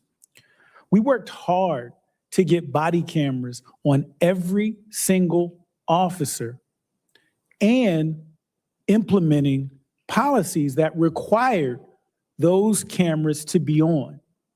We worked hard to implement community policing, where police officers weren't just evaluated by how many arrests they made, but how many people they knew in the community, how many conversations they initiated. We worked hard to expand treatment programs for folks struggling with mental health and addiction. And we worked hard to get law enforcement to buy into that. And they did in our community. And so it's like taking one step forward and 2 steps back when we see these masked agents that I talked about earlier in this year running around with weapons, with the color of law enforcement around them, but yet without the training, without the adherence to the policies that actually we've seen start to build that confidence, that trust back in many places around this country. And so it's very frustrating when we look at how much effort we've put in, and then we see Renee Good and Alex Preddy shot less than 2 miles from each other, just 3 weeks apart. 1 step forward and 2 steps back. And Mr. Stoughton, I just want to ask you quickly about the force continuum and dig in a little bit about the use of force and how that is predicated on the amount of force that an officer is faced with. And if you could just talk about that and then the duty to render aid as well. Thank you for that question, Representative. In very abbreviated terms, officers can, and in the performance of their legitimate duties, may have to use force to overcome actual threats that would undermine the policing goal, whether that's making an apprehension or conducting a search or seizure. The idea of the force continuum is essentially just a way of demonstrating the relationship between the nature and the severity of the threat presented by someone's actions and the nature and severity of the force that the officer gets to use in response. This comes from a 1989 case, Graham v. Connor, which lays out the idea that force must be objectively reasonable, which requires balancing. And the word that we typically use in this context is proportionality.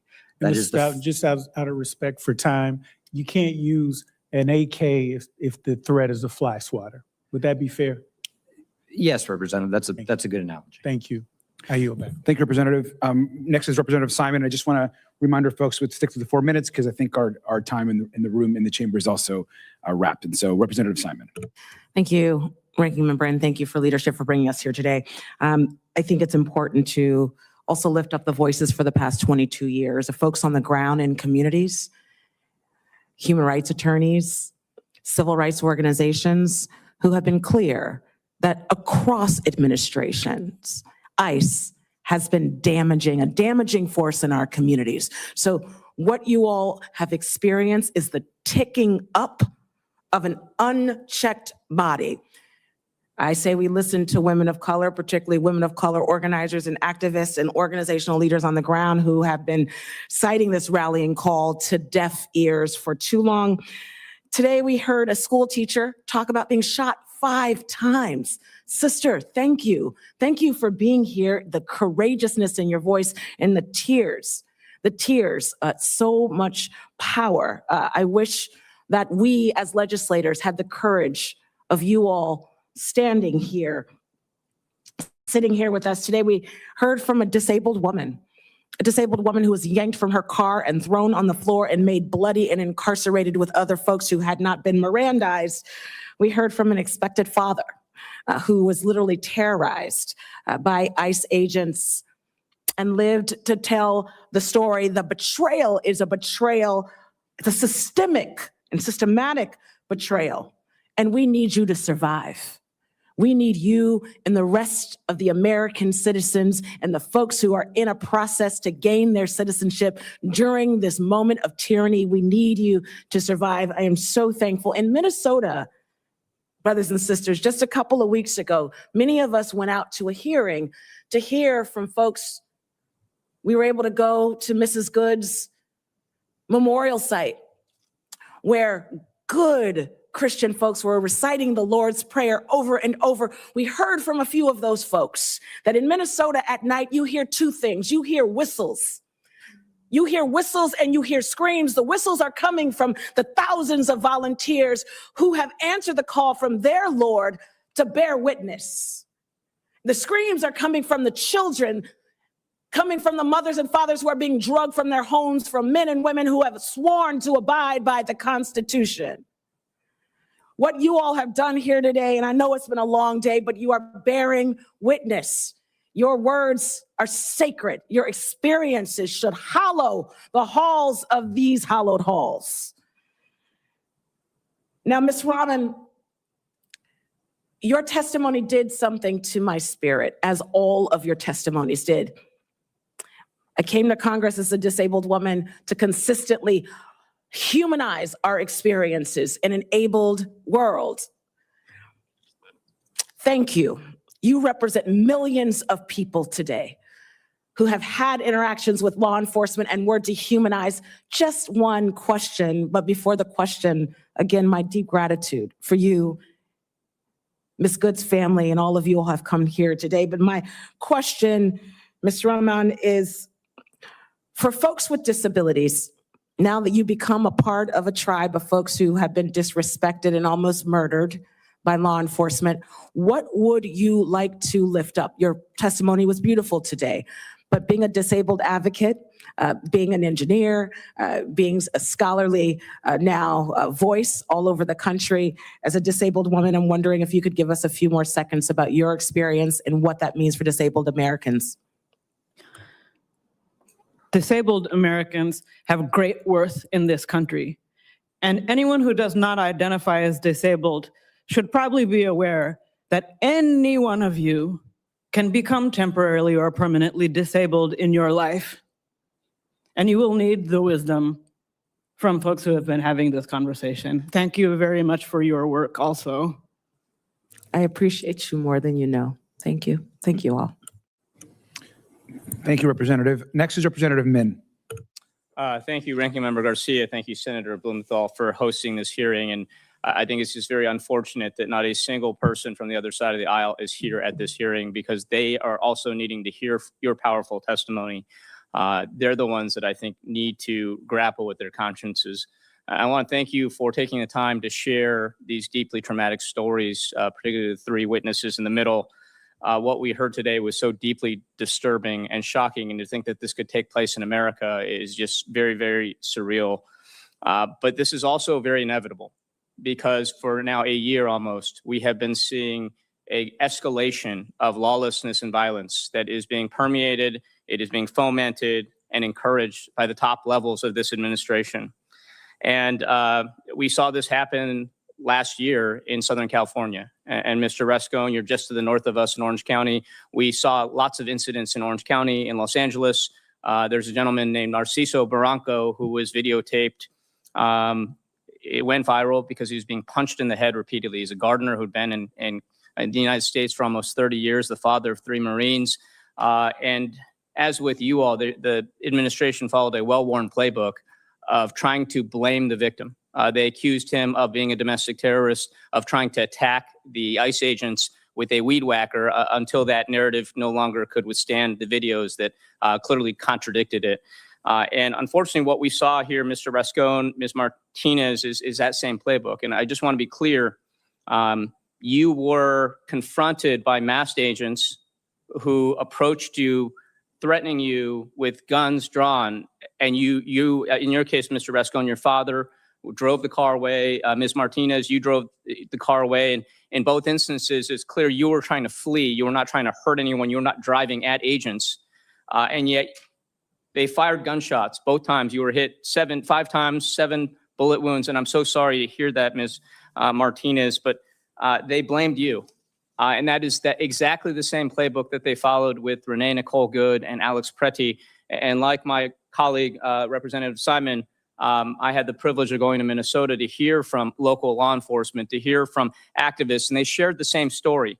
And what is happening right now is that they are gaslighting us here in America. They are trying to lie about what's happening, even when they have videos directly contradicting that. Now, some of us have raised concerns for a long time that ICE is hiring the wrong type of person. And I know there's been a lot of emphasis on training. Mr. Stoughton, you talk a lot about the need for better training, and I agree with that. And yet what we've seen over and over is stuff that I don't think training would cure. We see violence perpetrated by people in ways that dehumanize their victims. And so I just want to ask you a few questions, Mr. Stoughton. You've seen a lot of these videos. Is it safe to say that walking up to someone and punching them in the face because you don't like what they're saying, is that something that's acceptable for law enforcement to do? Absolutely not. Is that a crime? Yes. What about pepper spraying somebody who's standing with the sign you don't like? Is that appropriate for law enforcement to do? No. Is that a crime? Yes. And if you just decide to tackle someone, blindside them in the street, they're not resisting arrest, they're not doing anything criminal, is that a crime? Yes, it very well could be. And should that be subject to an investigation? Absolutely. Now, we have not had any investigations until the murder of Alex Pretty. In no instance that I'm aware of, and we've written letters to DHS asking some of these questions, have we once gotten any responses indicating that any investigations are underway with any of these victims? So Ms. Martinez, Ms. Rahman, and Mr. Rascon, I just want to ask you a few last questions. Did anyone from the government ever apologize to you? You can just say no. No. No, or yes or no? No. No. When you were in the hospital, Ms. Martinez, did anyone ever visit you from the government? Only FBI and ICE agents. No, nobody, did Christy Noem, nobody else who called you a domestic terrorist, they didn't come visit you? No. No apologies, no visits, no regrets, apparently. I want to apologize to you on behalf of the United States government. This behavior is criminal. We need to prosecute it. Every single person in Congress, upon taking office, takes an oath to support and defend the Constitution of the United States. We need Republicans to step up right now and honor that oath. With that, I yield back. Thank you, Representative Tlaib. Thank you so much, Chairman. I come from the city of Detroit, the most beautiful, blackest city in the country, so I'm going to keep it real. Can I blow this? Is that going to be a problem? And this. That's all of our residents are using right now to protect themselves in the streets. Do you understand? This is what they're using. Whistles and their camera. I want to show you. Let's see what this army, fascist army disguised as some sort of federal agency is using. This is the home of Tiana and Garrison. This is their private home.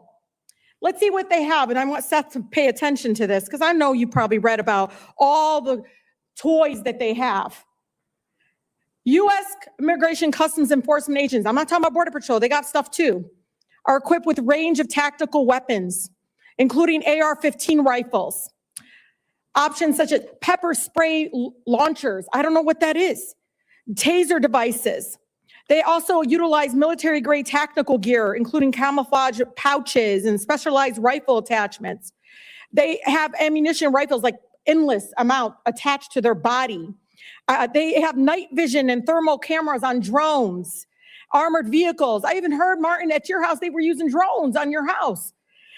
Contractors like Quantico, you know who I'm talking about, Quantico or whatever, tactical, and these groups provide these materials. They make money giving us this stuff. Remember that.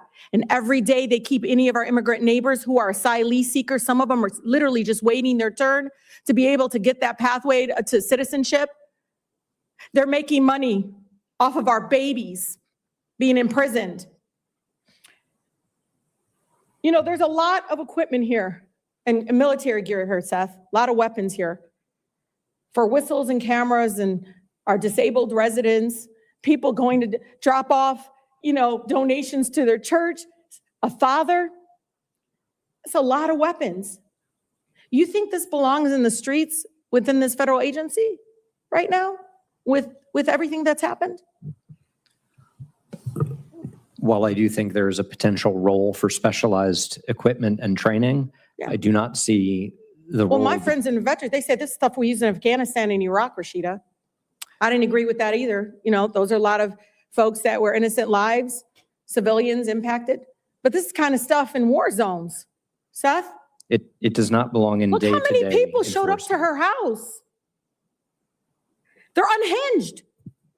And I just have to be honest with my colleagues. They're not here to listen to this, but I'm going to tell you all, it's not a slogan, abolish ICE. My residents in Southwest Detroit have been telling us for years. For years they've been telling us. You know, thinking of that father, I saw the emotion that Martin and especially Miss Martinez had seeing that father of two boys being murdered. No one talks about Mr. Gonzalez as much as they talk about Renee and Alex. And I know they would hate that. But I have to be honest with all of you, all of my colleagues that are not here, they think if we unmask them, they'll stop killing us. They think if we just train them more. But do you know, Seth, that murderer agent, John Ross, that executed Renee, he's been with Border Patrol since 2007, then goes to ICE in 2015. I think he trains people with guns. So it's not more training. This is an agency that was built to terrorize communities and neighborhoods. It is an agency that was created with this culture. It cannot be so-called reformed barriers. They violate their own policies. I saw it in my own neighborhood in 2010 and on. So it doesn't matter who's president. This needs to be dismantled. With that, I yield. Thank you. And I believe we have Representative Presley, who we can grab a seat wherever she would like. And there you go. Sure. Thank you. Last week I traveled to Minneapolis at the invitation of my sister in service and by bond, Congresswoman Ilhan Omar, to the Minnesota 5th, a district that I'd been to many times doing justice work. I went to bear witness to the trauma that so many communities are being forced to endure. I met residents who have watched rogue masked agents detain, deport, and even kill their neighbors in broad daylight, in cold blood, without due process, without care for what their violence leaves behind. Public executions, public terror. 5-year-olds are being detained. I'm thinking of Liam Ramos, a 5-year-old child held detention for a week, and the over 3,000 other children whose names we don't know, who remain in detention centers across the country. I'm thinking of his classmates who wrote letters to ICE agents pleading for mercy, appealing to whatever humanity they hope still existed. I will not accept a system that rips children from safety in the name of quote unquote law and order. This is trauma, and the witnesses here today live with it. I so look forward to a day when people do not have to relive and weaponize their trauma in order to compel action from their government. But I'm grateful to those who bear their heart for the good of humanity. Each of you have shown immense courage, and it is time for Democrats to show that same courage and fight against fascism.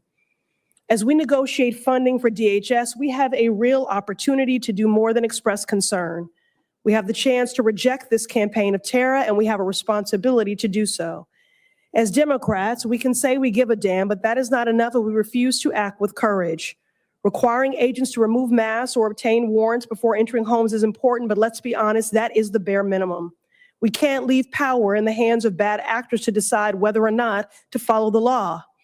We can't make demands of people like Trump and Nome and then hope that they willingly comply.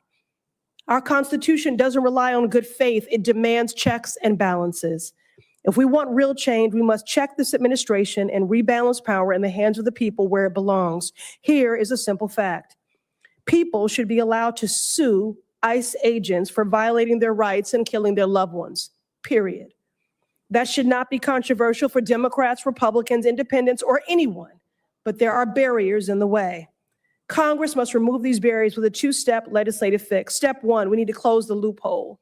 There is currently a loophole in the law that prevents federal officials from being sued under Section 1983, which is a civil rights law protecting constitutional rights.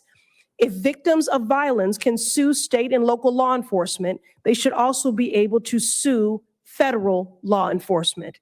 Step two, we need to abolish qualified immunity. Qualified immunity is an unjust, court-invented legal doctrine that says law enforcement misconduct can be excused.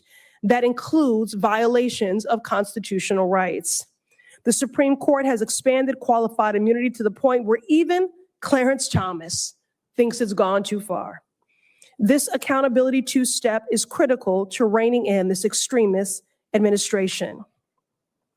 During these negotiations on DHS funding, Democrats must prioritize giving power to the people to protect their rights.